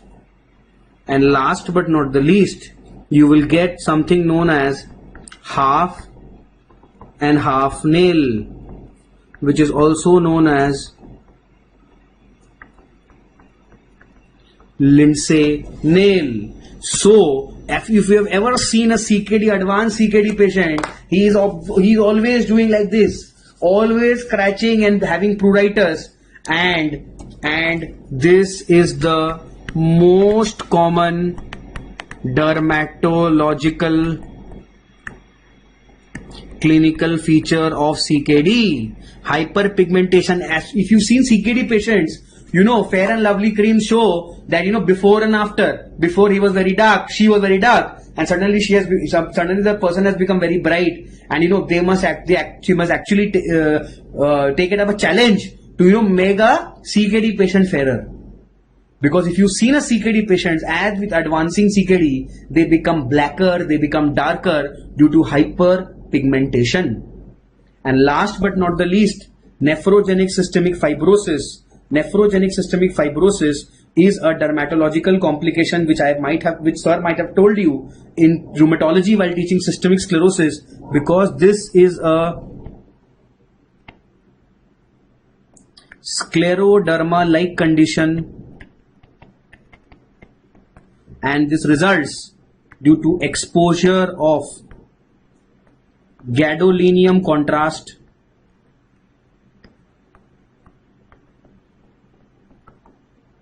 in CKD patients. Gadolinium contrast in CKD patients. Is it clear? So just like scleroderma, the skin becomes thickened, fibrosed. Many places it becomes pudy orange appearance, and it is due to exposure of gadolinium. And I think you know that gadolinium is the contrast agent used in MRI. It is used in MRI. Clear? Very good. And last but not the least, you will have half and half nail. So as the name implies, one half is white or pale and the distal half is pinkish due to increased capillary proliferation, that is known as Lindsay nail. I will show you the photograph and explain you better. Clear? Gadolinium is a contrast used in MRI. Moral of the story, never ever give contrast, that is gadolinium, to a CKD patient. Never ever give gadolinium contrast to a CKD patient. Is it clear? Absolutely clear. This is about the dermatological manifestations of CKD. Next, after dermatological, come to hemato. Come to blood. And in blood, let us start with RBC. Let us start with RBC. And what shall you have in RBC? In RBC, you shall have anemia. And anemia is the most common hematological clinical feature of CKD. It is the most common hematologic feature of CKD. And if you ask me, sir, why does anemia occur? Why does anemia occur? Let me tell you, anemia occurs due to a multitude of reasons, which is also a short note. Which is also a short note in your final Prof MBBS exams. Number one, it occurs due to erythropoietin deficiency. Number two, due to decreased RBC survival. Sir, matlab, usually RBC used to survive for 120 days, but in CKD patients, they are dying earlier. They are living 50, 60, 70, 80 days only. Number three, due to deficiency of iron, folate, B12. Number four, due to anemia of chronic disease. Number five, due to bleeding diathesis, because I am going to teach you right now that CKD patients are very prone to bleeding diathesis, And last but not the least, due to bone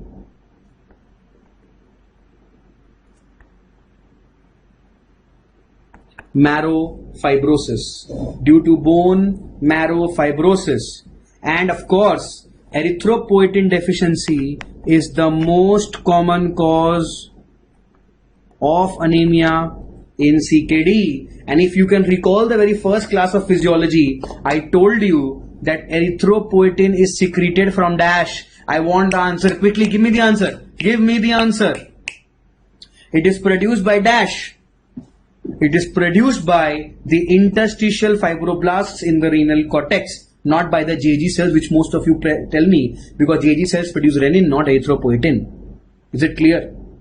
So these are the causes of anemia in CKD. All the 6 causes are important, of which the most common cause is erythropoietin deficiency.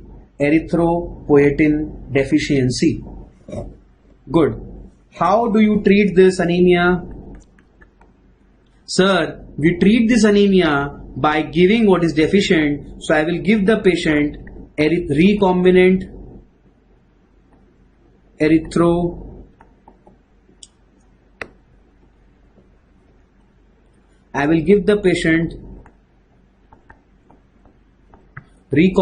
erythropoietin. Sir, how much do we give?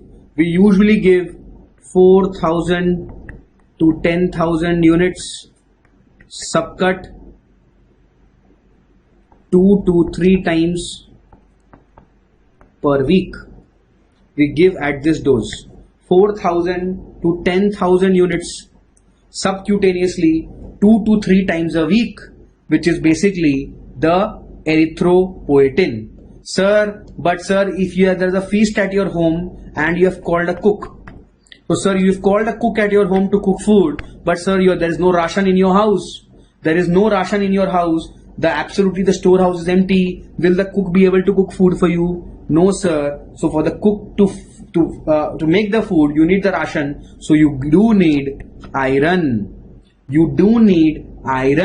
So always please give iron along with erythropoietin. In fact, it is a dictum to first replenish the iron stores in the patient and pholvite stores in the patient, and then start erythropoietin. Otherwise, the patient can be taking up erythropoietin for years and months and still it will not be that. RBC survival is less due to uremia. Is it clear? Very good. Clear? So always give erythropoietin along with iron. What is the target hemoglobin in the patient? The target hemoglobin is not 12, 13, 14, sir. Don't target so high hemoglobin, sir. Always target a mediocre target like 10 to 11 gram percent. Why not 14, sir? Why not 15, sir? Because if you target high, I told you, erythropoietin causes hypertension. It increases the risk of strokes.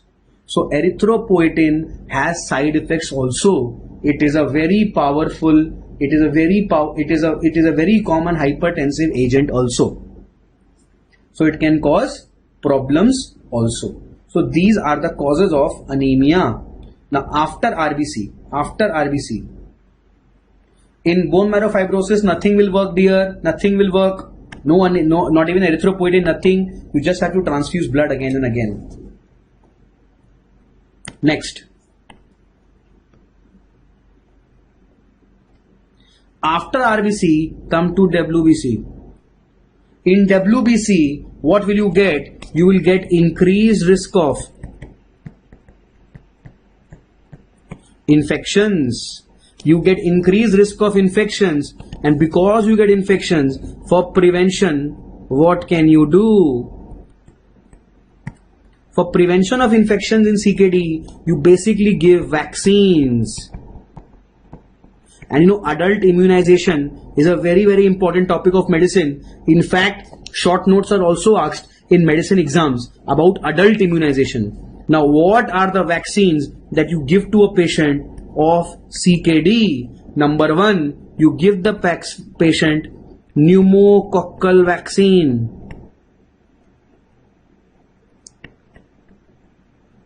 Number 2, you give the patient influenza vaccine.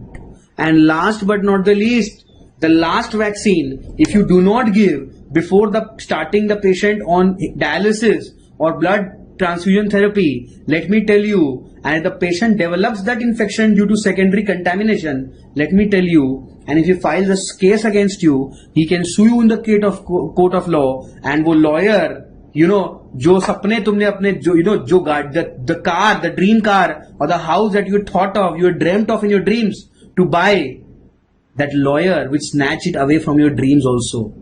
Because today is the world of medical legal litigation. So please vaccinate this with hepatitis B vaccine.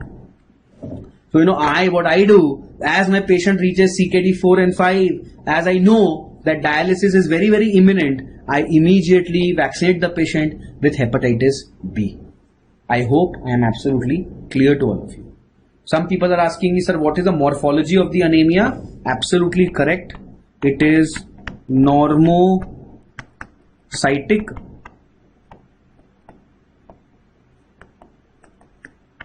Normochromic.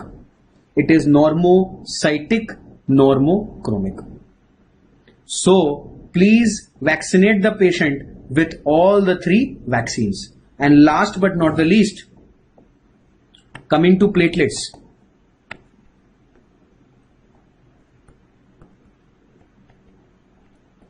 Sir, what will I get in CKD? In CKD, sir, you usually get qualitative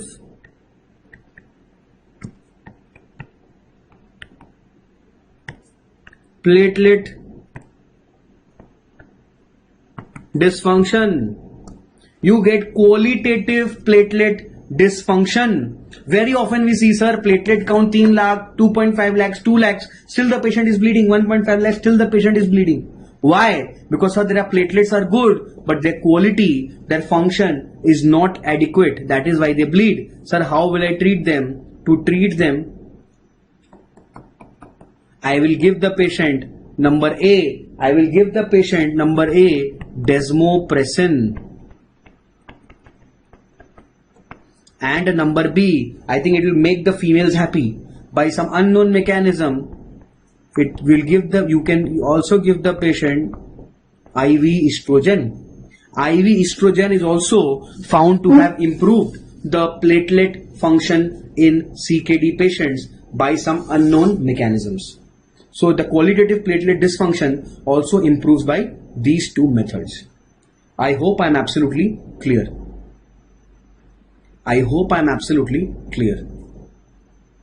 Next, after blood, let's move on to the next system.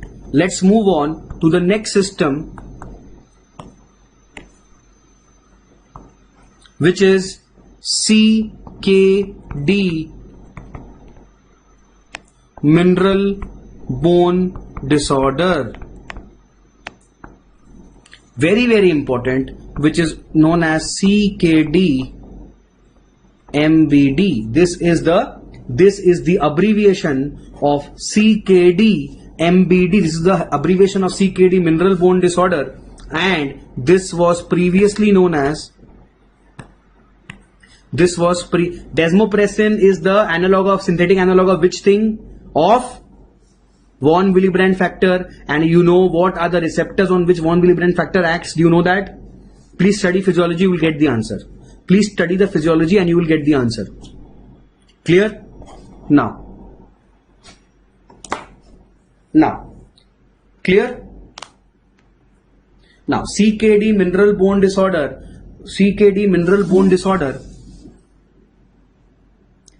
It was previously known as renal osteodystrophy. This was previously known as renal osteodystrophy, and now it is known as CKD mineral bone disorder. Now, what are the members or entities of CKD MBD, number 1, they are adynamic bone disease, number B, osteomalacia, number C, mixed renal osteodystrophy, number D, osteitis fibrosa cystica, and last but not the least, dialysis associated beta 2 microglobulin amyloid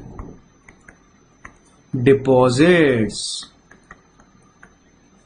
So you have 5 members in CKD MBD, which are known as adynamic bone disease, osteomalacia, mixed renal osteodystrophy, osteitis fibrosa cystica, and dialysis associated beta 2 microglobulin amyloid deposits. These are the 5 members of CKD MBD. I hope I am absolutely clear. Now let us study about low bone turnover disease. Let us study about low bone turnover disease, but let me tell you something in short about bone turnover, but I hope I don't need to tell you because you already have been taught in your Tushar sir's class.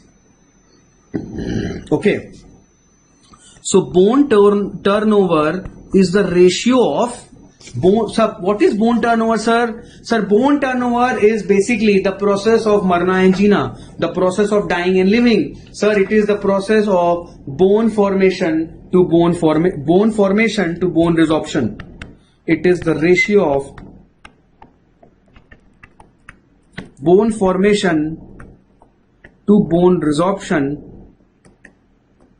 And you know, there are many markers of bone turnover. There are many markers of bone turnover which sir must have taught you definitely, like you know, BSAP, osteocalcin,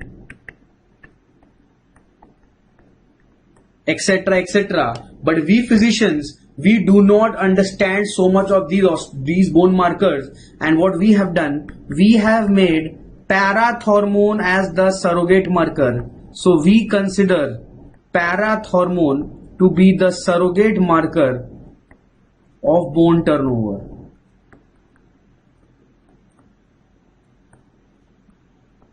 So we have simplified our lives by considering parathormone as surrogate marker. So in short, what we understand is high parathormone means high bone turnover, and high bone turnover means high parathormone. Okay, just a second.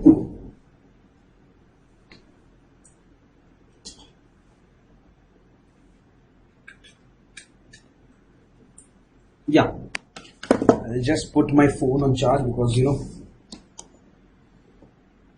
I will not be able to follow your very important comments. Yeah,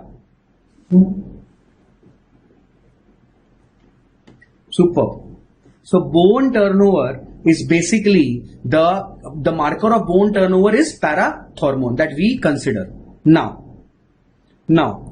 let us start with the low bone turnover disease.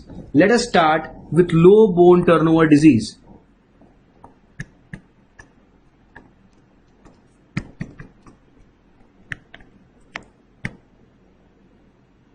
Now, why does the low bone turnover happen? So basically low bone turnover, I told you, is due to low parathormone. Because I told you parathormone is a surrogate marker of low bone turnover. And what leads to low parathormone is the 4C. Sir, what leads to low bone turnover, sir? Very easy. It is the calcium based phosphate binders. It is the chronic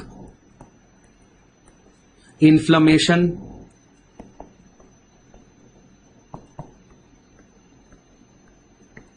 Sir, it is the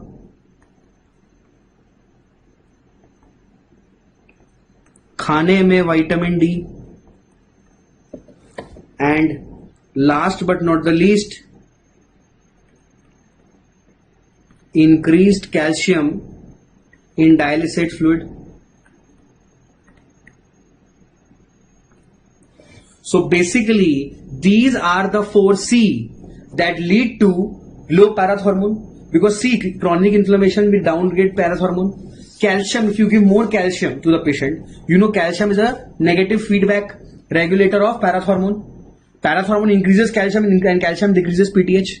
So calcium, if you give in the form of phosphate binder or you give in the form of dialysate, it will decrease. And last but not the least, sir, if the patient will have more vitamin D.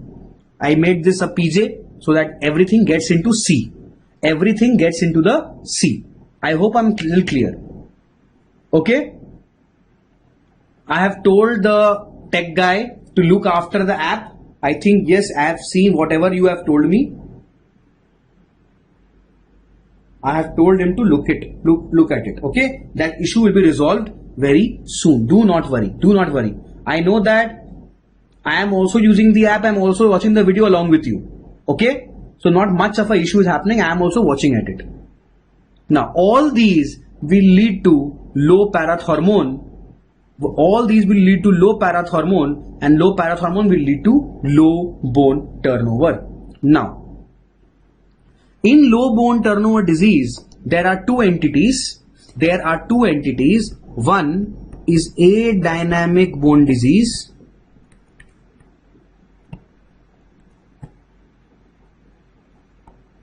and one is osteomalacia. Now please understand these two entities. What about vitamin D? I have written खाने में decrease vitamin D. So basically, just to fit in your C, I wrote that. But if you just want to write increased vitamin D, that also will work. So if a patient takes high vitamin D, not decrease high vitamin D, it is due to high vitamin D. So basically it is due to high vitamin D in diet. High vitamin D in diet. Clear? Now, if it is due to adynamic bone disease or osteomalacia, these are the two subparts of low bone turnover disease. Adynamic bone disease is a disease of osteoid formation, and osteomalacia is a disease of mineralization. So you know they sound very alike, and you know in books it is written as if both of them are synonymous. But let me tell you, both of them are separate entities.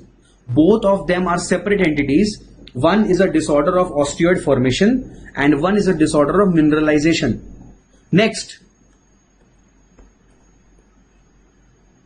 the main cause of osteomalacia and adynamic bone disease are, please don't ask for a break because there is very less time. I will complete it as soon as I can. Okay? Okay? Main cause is low parathormone. All right. Just bear with me. Okay, we will just stop the class for 3 to 4 minutes so that the app can resume properly.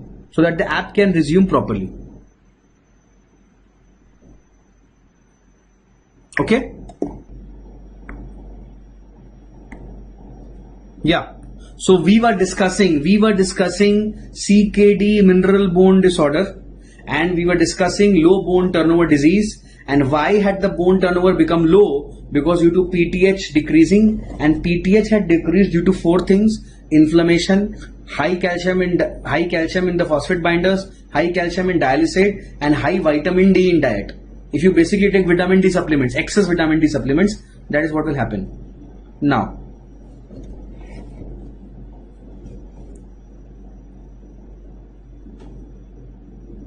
clear? Now very quickly, let us start with the adynamic bone disease and osteomalacia. Adynamic bone disease, the main cause is decreased PTH, and osteomalacia is basically the disorder of bone mineralization, while adynamic bone disease is the disorder of osteoid formation by the osteoblasts, and osteomalacia is due to the defect of mineralization, occurs due to increase in aluminium and decreased. It is basically occurring due to increase in aluminium. It basically occurs due to increased aluminium. Now my question is, where does the aluminium come from, sir? Aluminium come from, obviously you're not chewing aluminium tins. Aluminium comes from a contaminant in dialysate fluid. It is a contaminant in dialysate fluid. Is it clear? It is a contaminant in dialysate fluid. Now, obviously, we have reached the moon. So have we not been able to prepare aluminium-free dialysate fluids? Of course, yes. So basically, with the advancement now, osteomalacia due to increased aluminium is decreasing day by day. Is it clear? Absolutely clear? Very good. How will this patient present to you? This patient will present to you by number A, pain, number 2, fracture, number 3, due to hypercalcemia there can be soft tissue calcifications,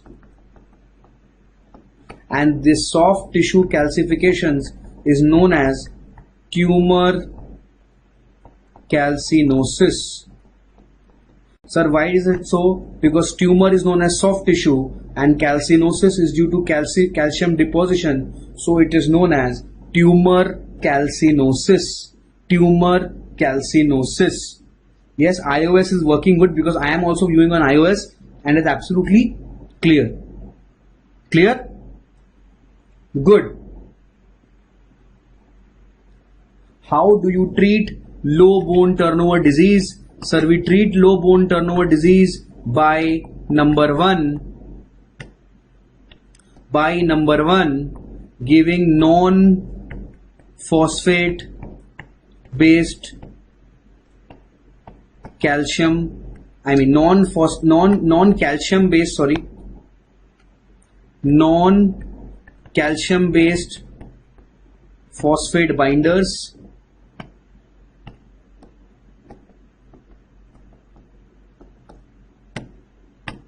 We give non-calcium based phosphate binders. Number 2, like, give me an example of a non-calcium based phosphate binders, and that is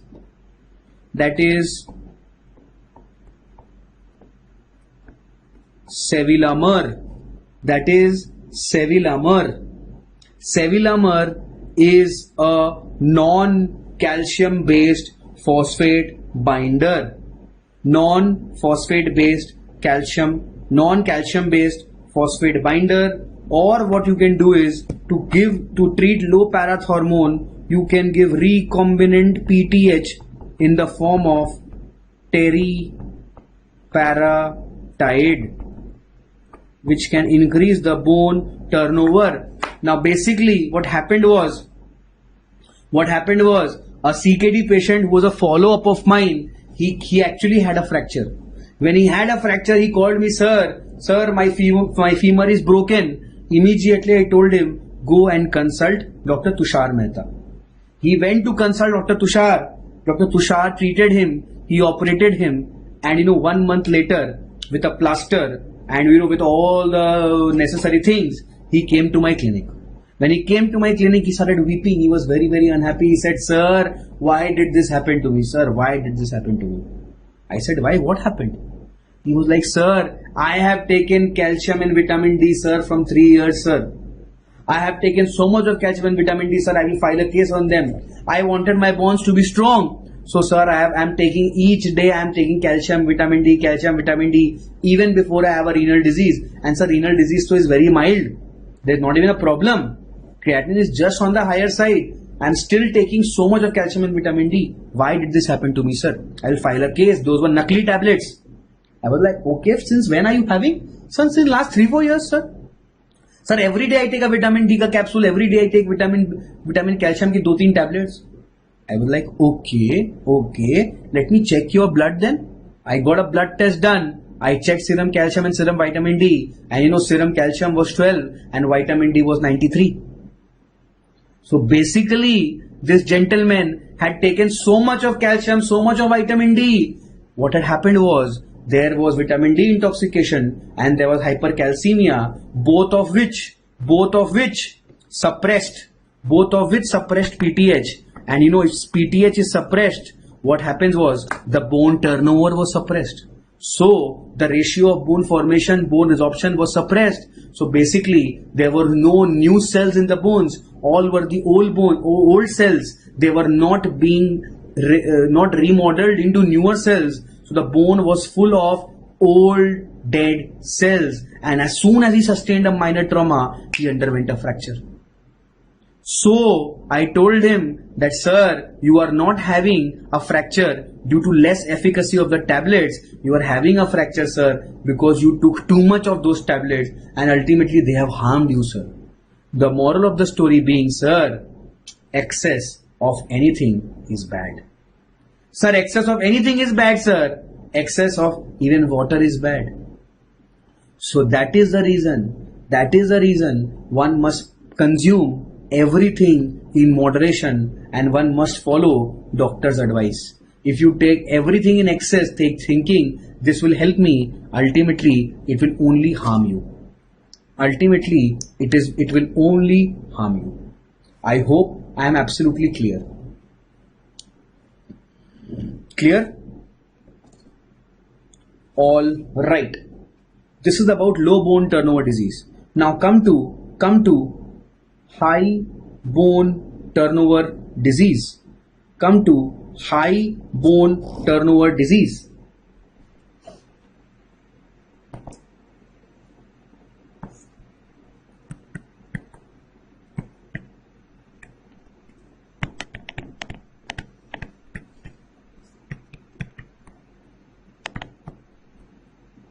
Yeah, so this is a very, very important concept. Please look here very, very carefully. What has happened was the patient had CKD because he was studying CKD, and in CKD what happened was CKD patients have a low GFR.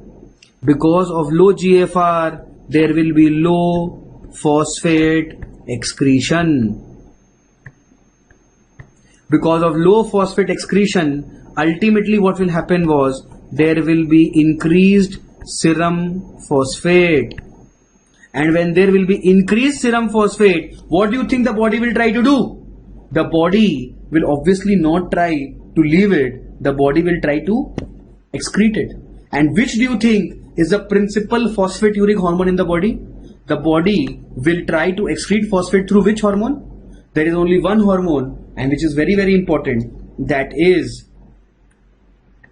PTH.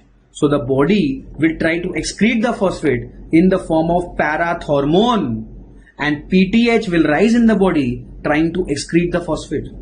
Also, along with PTH, there is another hormone which probably very few people of you know, and that is there will be increase in FGF23. FGF23 or fibroblast growth factor 23. Very, very important. Now, let me add another twist in the tail another thing that will happen is increase serum phosphate. Now, because of CKD, there will be decreased 1-alpha hydroxylation of vitamin D. So you know that the second hydroxylation of vitamin D is undergone by whom? It is done in the kidney. Absolutely correct. So because of decreased 1-alpha hydroxylation of vitamin D, that will not happen. So this will lead to decreased calcitriol formation. And you know that basically, why is it known as calcitriol? Because sir, usme 3 ol hai. There are 3 ols there. Is it clear? There are 3 ols here. That is why it is calcitriol. So sir, there will not be calcitriol. We will have calcidiol in the blood. Of course.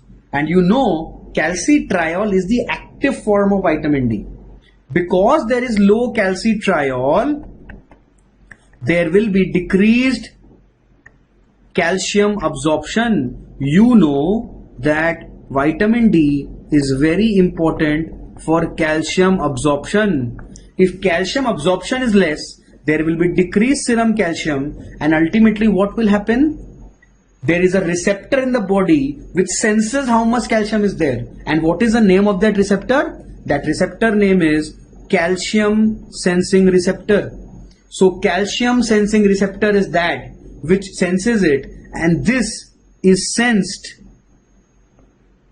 by calcium sensing receptor. For those who are physiology lovers, let me tell you an MCQ. It is a G protein coupled receptor. So calcium sensing receptor is a G protein coupled receptor which senses low calcium absorption and low calcium. And what will calcium sensing receptor do? It will tell to its most famous child, that is, it will tell parathormone, go and bring out calcium from the bones. So calcium sensing receptor will ultimately stimulate parathormone and more FGF23. Calcium sensing receptor is present in thick ascending loop of Henle also, and it is present on the parathyroid gland also. So calcium sensing receptor will do this.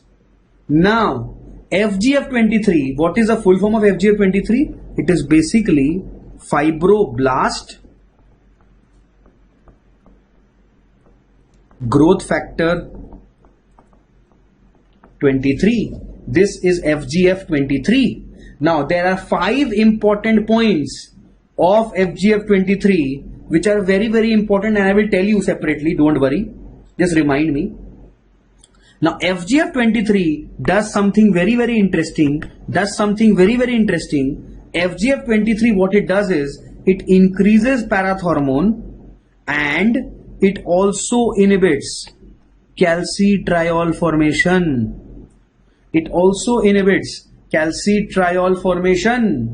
So basically calcium sensing receptor, it stimulated parathormone, and the hyperphosphatemia stimulated FGF23 and PTH, and FGF23 further decreased D3, vitamin D, which further increased calcium sensing receptor stimulation, which further increased PTH. Ultimately, this becomes a vicious cycle, and this cycle goes on, and you know that parathormone will ultimately lead to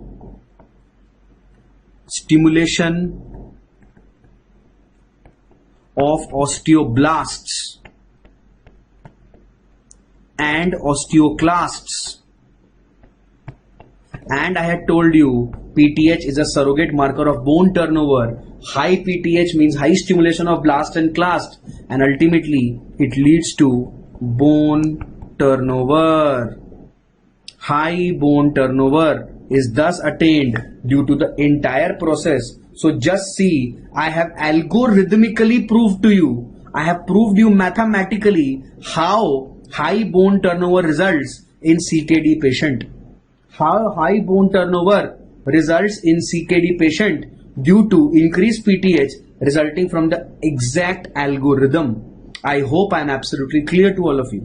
Now high bone turnover actually will ultimately lead to inflammation in the, because you know CKD is a inflammatory disease, so it will lead to inflammation. Because it is an inflammation of the bone, so it will lead to inflammation of the bone. And what type of inflammation is CKD? What is the first letter of CKD? C. What is the full form of C? Chronicity. Can you tell me what is the pathologic hallmark of chronicity? It is fibrosis. It is fibrosis. Clear? Yes or no? So it is fibrosis. And you know that anywhere, if there is fibrosis, there will be what? There will be pulling, because the scar of the fibrous tissue will pull. And when fibrous tissue pulls, what happens? When fibrous tissue pulls from both ends, there will be creation of empty spaces. There will be creation of empty spaces, and you know these empty spaces are basically cysts. These are basically cysts. So what I'm trying to say is inflammation of the bone, because bone is also known as osteon. This is known as osteitis, because it is fibrosis of the bone, and the fancy word for fibrosis is fibrosa, and the fancy word for cyst formation is cystica. This is also known as osteitis fibrosa cystica, also abbreviated as OFC. OFC. Very, very important. Very, very important. Now just see, I will just sum it up in a little bit. What happens is CKD leads to increased phosphate in the blood because it is excreted less, and hyperphosphatemia causes increase in that hormone that will excrete phosphate. Which two hormones excrete phosphate? One is parathormone, which is the principal hormone, and number two is FGF23. I will tell you 5 MCQs about FGF23, don't worry. Also, CKD patient में क्या होगा? There will be decreased calcitriol formation due to decreased 1-alpha hydroxylation of vitamin D. And because there is decreased vitamin D, there will be decreased calcium. And because there will be decreased calcium, who will sense it? They will be sensed by calcium sensing receptor, which is on the parathyroid gland. This calcium sensing receptor, now what will it do? It will tell, go my Sainik, go my Sipahi, which is parathormone, and bring out calcium from the bones. And which is that hormone? That hormone is parathormone again. And what happens? FGF23 also decreases vitamin D, which aggravates this process, ultimately leads to high bone turnover. And because it is the inflammation of the bone and fibrosis and CKD and cyst formation, this is known as osteitis fibrosa cystica. This is known as osteitis fibrosa cystica because it is inflammation of the bone leading to fibrosis leading to cyst formation. I hope I am absolutely clear. I hope I am absolutely clear. Now this osteitis fibrosa cystica, this cyst there can be hemorrhage. Now if there is bleeding into these cysts, if there is bleeding into the cyst, because you know there are blood vessels which actually lie very adjacent to the bones, so there can be bleeding, and this is known as brown tumor. This is known as brown tumor. This is known as brown tumor, and also these brown tumor can compress the nerves nearby, and they can lead to compression neuropathy. They can also lead to compressive neuropathy. Of course, they will lead to bone pain and fracture. So high bone turnover disease or osteitis fibrosa cystica will ultimately lead to brown tumor, If there is hemorrhage, it can lead to nerve compression, it can lead to bone pain and fracture. Last but not the least, how will you treat this patient? How will you treat this patient? Sir, to treat this patient or to treat high bone turnover disease, I need to maintain normal calcium. I need to maintain normal vitamin D. I need to maintain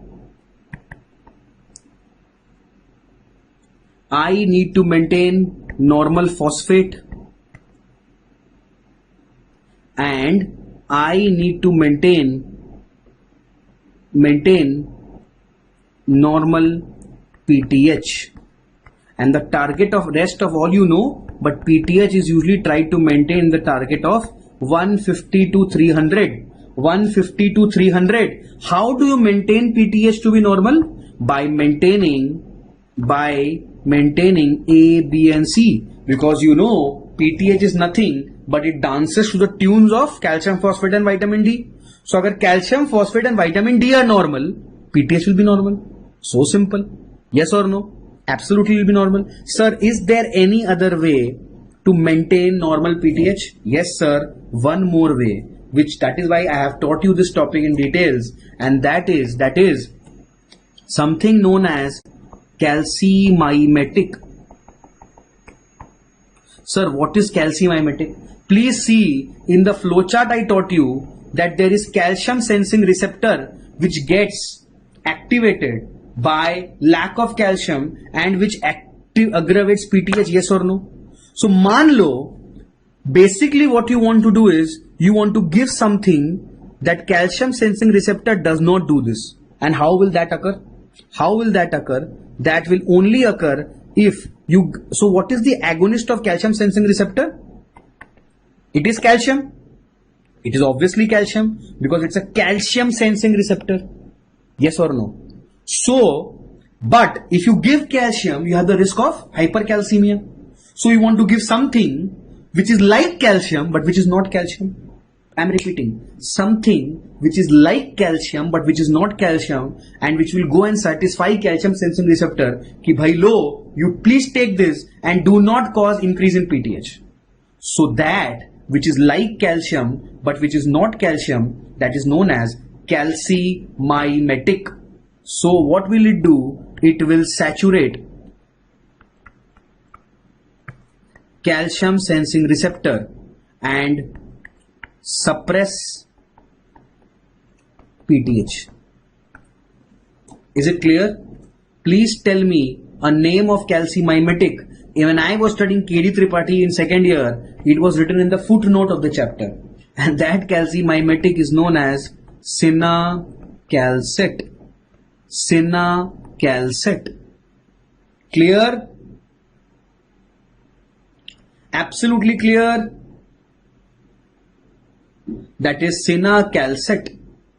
And last treatment of CKD MBD is, sir, if the patient attains a state of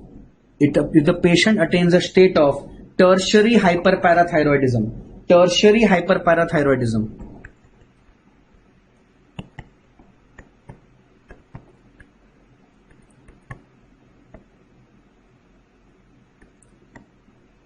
Sir, what is tertiary? Sir, when the problem is in the parathyroid gland, that is known as primary. Yes or no? When the PTH was increasing here due to hyperphosphatemia here in CKD, what type of hyperparathyroidism is this? This is obviously secondary hyperparathyroidism, because sir, the problem was not in the PTH gland. The problem was in the calcium and phosphate. PTH was only increasing as a dancing to the tunes of calcium phosphate. But sir, if now the parathyroid gland says, listen, I am not a dancer and you are not my choreographer. I will not stop. I will not dance to the tune of you. So I will produce my autonomous PTH. So now it will produce autonomous production of parathormone which does not respond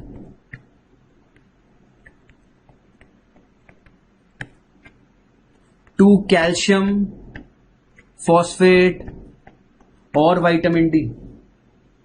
So basically, if the patient does not respond to any of them, to you anything you are doing to calcium, phosphate, vitamin D, still it is being produced, PTH. So basically, I can't do anything here because it has become an autonomous. And when something becomes beyond your control, what do?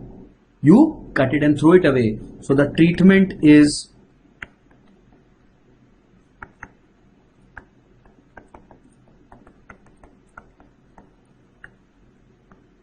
parathyroidectomy. The treatment of tertiary hyperparathyroidism is parathyroidectomy or surgery, and this has been asked in many exams. I hope I am absolutely clear to all of you. Clear? Absolutely clear? Very good. Very good. So I see most of you are having a lot of problems with the application today. The app is crashing many a times. Do you want me to continue or do you want me to halt here? Please reply fast. I hope it is fast. It is okay now. I hope it is okay now.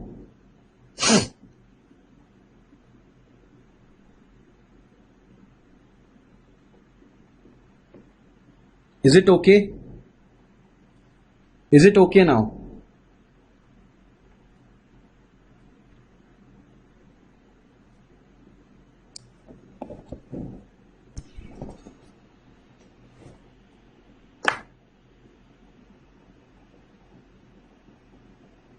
All right, I've got the message. So I will leave you in 10 minutes. Don't worry, I will leave you in 10 minutes. The next system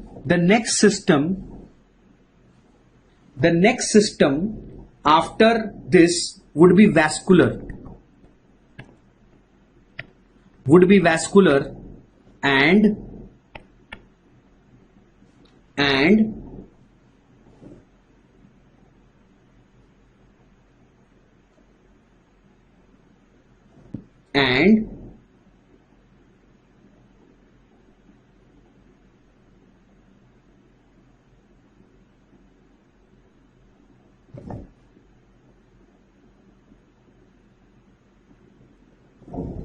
in the vascular, the very important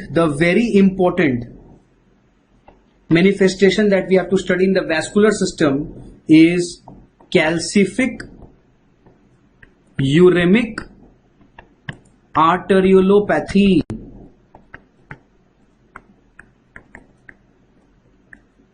Calcific uremic arteriolopathy, and I will just discuss this last topic and I will finish the class. Calcific uremic arteriolopathy is basically due to metastatic calcification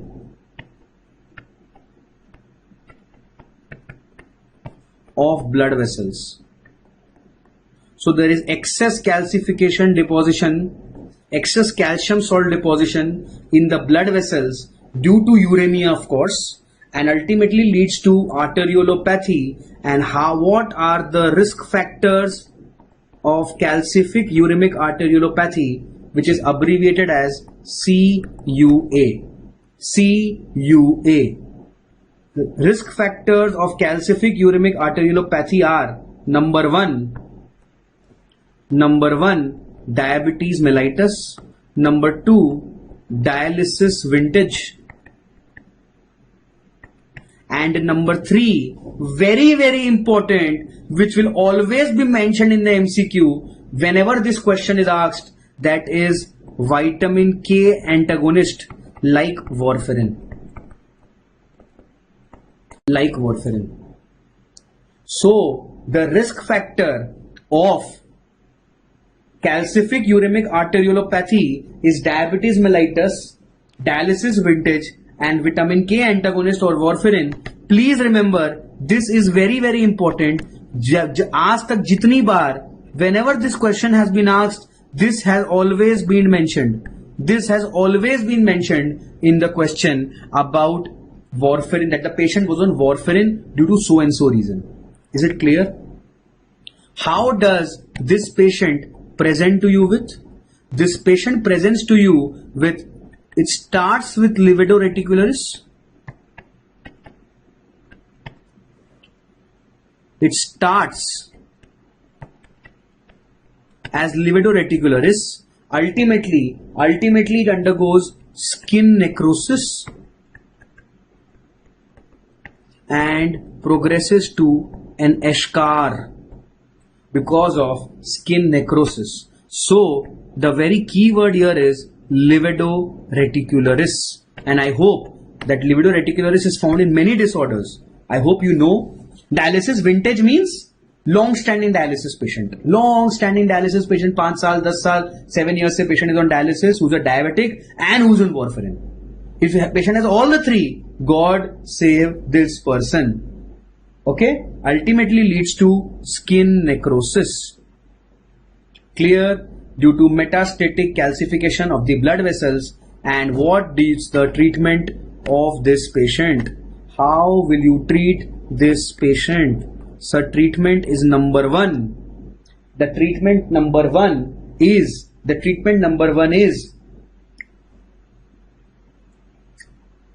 how will you treat this patient? There are many treatments. First of all, stop warfarin. Number two, give sodium thiosulfate. It is a chelating agent. Clear? If this does not work, you can give hyperbaric oxygen therapy, and last but not the least, you have to decrease calcium phosphate product. The calcium phosphate product has to be decrease the calcium phosphate product. This is mathematically represented by calcium into Pi. So calcium phosphate product has to be decreased, because more the calcium and phosphate, it will be deposited in the blood vessels. Clear? So decrease calcium phosphate product, and the target is less than 55 mg per dl whole square. So always try to keep calcium and phosphate below 55 the product. How 55, sir? Because the upper limit of calcium is usually 10 and phosphate is 5.5. So 5.5 into 10 is 55. So you have to keep it below 55 mg per dl whole square. I hope I am absolutely clear to all of you. Is it clear? So this is about calcific uremic arteriolopathy, and I didn't tell you the previous name. The previous name was known as calciphylaxis. But this is a misnomer. Still exams mein there are sometimes when calciphylaxis is mentioned. So you have to understand that it was previously known as calciphylaxis. Now it is known as calcific uremic arteriolopathy. This is known as CUA, and the risk factors are vitamin K, dialysis, diabetes, and this is the treatment where you have to give sodium thiosulfate, and you basically have to reduce calcium and phosphate, which is it's a chelator. It's a chelator of calcium and phosphate. Clear? And now you have to ultimately decrease the calcium and phosphate in the blood to decrease the metastatic calcification. Hyperbaric oxygen therapy can improve the ischemic necrosis in those regions if it is in the reversible stage. I hope I am absolutely clear. Okay? Skin necrosis, eschar. With this, I shall stop today's class. I have already completed all the symptoms, all the clinical features of CKD. The only thing is the electrolytes are left, which I shall complete. Yes, FGF23. Superb. Thanks for reminding me. Thank you so much for reminding me FGF23. Thank you so much. FGF23 is basically fibroblast growth factor 23. This is produced by osteocytes. Number 2, it's a phosphotonin. What do you mean by that? It promotes phosphate excretion. Number 3, it is an independent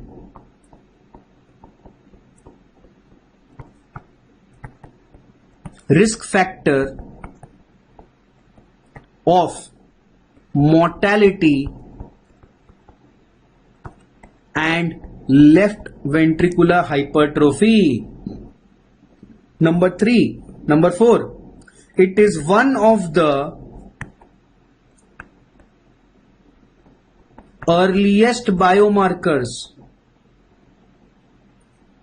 of CKD-MBD. And last but not the least, its mutation causes autosomal dominant hypophosphatemic rickets, which is abbreviated as ADHR,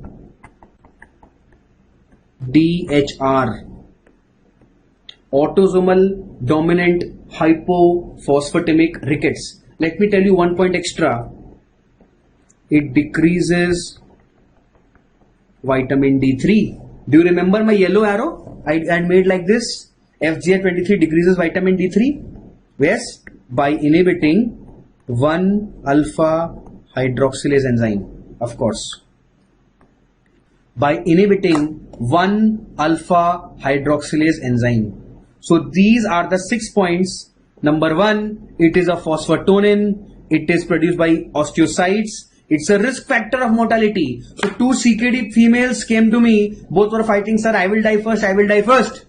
I said, beta, don't worry. I will solve your problem. Please give an FGF23 done. Jiska FGF23 higher will die first. Because it is an independent risk factor of mortality.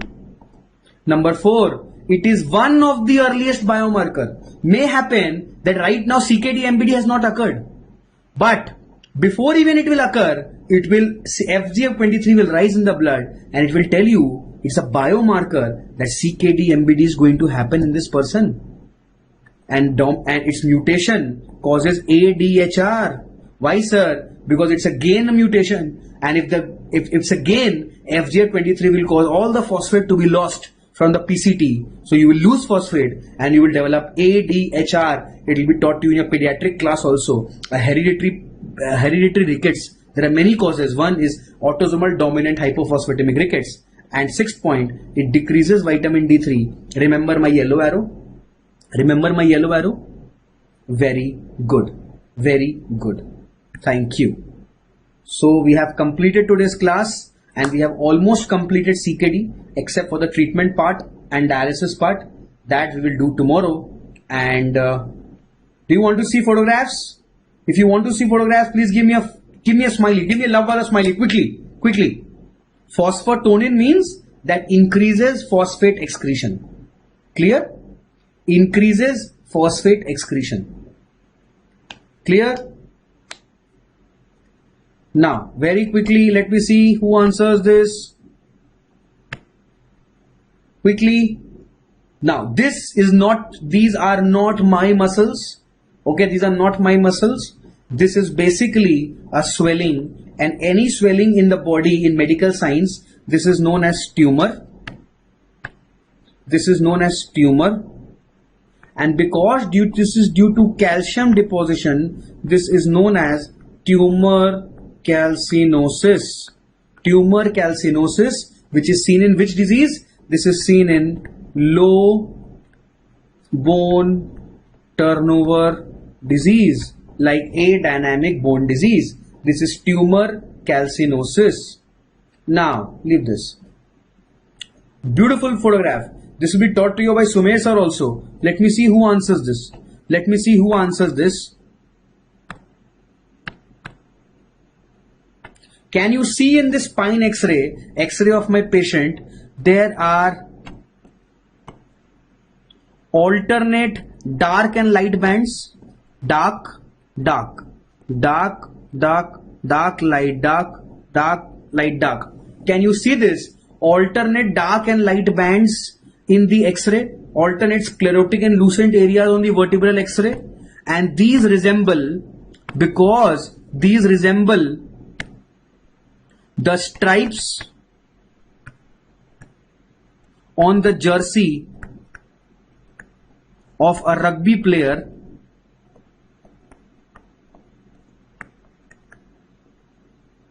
If you've seen a rugby player ka jersey, there are horizontal stripes on the jersey of a rugby player, and that is why is known as rugger jersey spine. This is known as rugger jersey spine. And sir, where is it found? It is found in osteitis fibrosa cystica, or OFC. I hope you remember my flowchart. Clear? Absolutely clear. Next. Now this is again very beautiful X-ray. Please tell me, can you see here? This X-ray has a circular structure which is somewhat lucent, and there are a few opacities there. You are absolutely correct. This is basically a bony cyst. This is a cyst in a patient of osteitis fibrosa cystica, and this cyst has some lucencies inside. So this is basically hemorrhage in the cyst, which is known as brown tumor. Brown due to altered color of the altered color of the blood after hemorrhage. Now this is again a beautiful X-ray. Please listen to what this patient come with. This is my CKD patient who had actually come to me with weakness of all the four limbs, more so in the lower limbs. So it was basically a paraplegia kind of a condition, and it was a spastic paraplegia. So I was getting spasticity, I was getting bilateral plantar extensor. When I got the MRI, I saw a signal change in the marrow here, and I could see something is impinging upon the spinal cord. Something is pressing upon the spinal cord. Normally we think it could be a cervical spine disease in an elderly person, or it could be something else. But the radiologist said, no, it is something else. Then when we got an FNAC done, and when we aspirated the material, you will be surprised to know what was this. This was a beta-2 microglobulin amyloid. So this was basically a patient of dialysis who had presented with a beta-2 microglobulin amyloidosis, which had impinged on the soft tissues and creating a pressure on this bone marrow, causing a spastic paraplegia. So this was again a beautiful presentation of a disease. Now please see this patient. If you can see this patient, please see that this patient of mine was a CKD patient, advanced CKD, and can you see hyperpigmentation on the face? Can you see hyperpigmentation on the face? Yes or no? Yes, this is due to hyperpigmentation, which is a dermatological manifestation. Now this, again, let me give you the clinical scenario. He is a dialysis patient. He is a dialysis patient who is a diabetic and was having atrial fibrillation, and for atrial fibrillation he was having a drug which was known as warfarin. He developed this lesion, and can you tell me the diagnosis? You are absolutely correct. This has led to skin necrosis and an eschar formation, and you are absolutely correct. This is known as calcific uremic arteriolopathy, which was previously known as calciphylaxis. Calciphylaxis, which is now known as calcific uremic arteriolopathy. Can you see a cobblestone appearance here? And can you see a scleral pluck here? Can you see this? This patient was a CKD patient who was given gadolinium for an MRI agent, for an MRI. And you are correct. This patient has developed fibrosis skin condition and scleral pluck. And this condition is known as nephrogenic systemic fibrosis. This is known as nephrogenic systemic fibrosis. This post I had given on the club, if you have seen it earlier also, can you see this? Here you can see distal half of the nail is pinkish and the proximal half is white in a 50-50 distribution. This is known as Lindsay nail or half and half nail, which is present in CKD. And if you see here, it is present here in almost a 80 to 20% distribution. This is known as Terry nail, which is present in chronic liver disease. So Terry nail present in CLD, Lindsay nail present in CKD. Is it clear? Absolutely clear?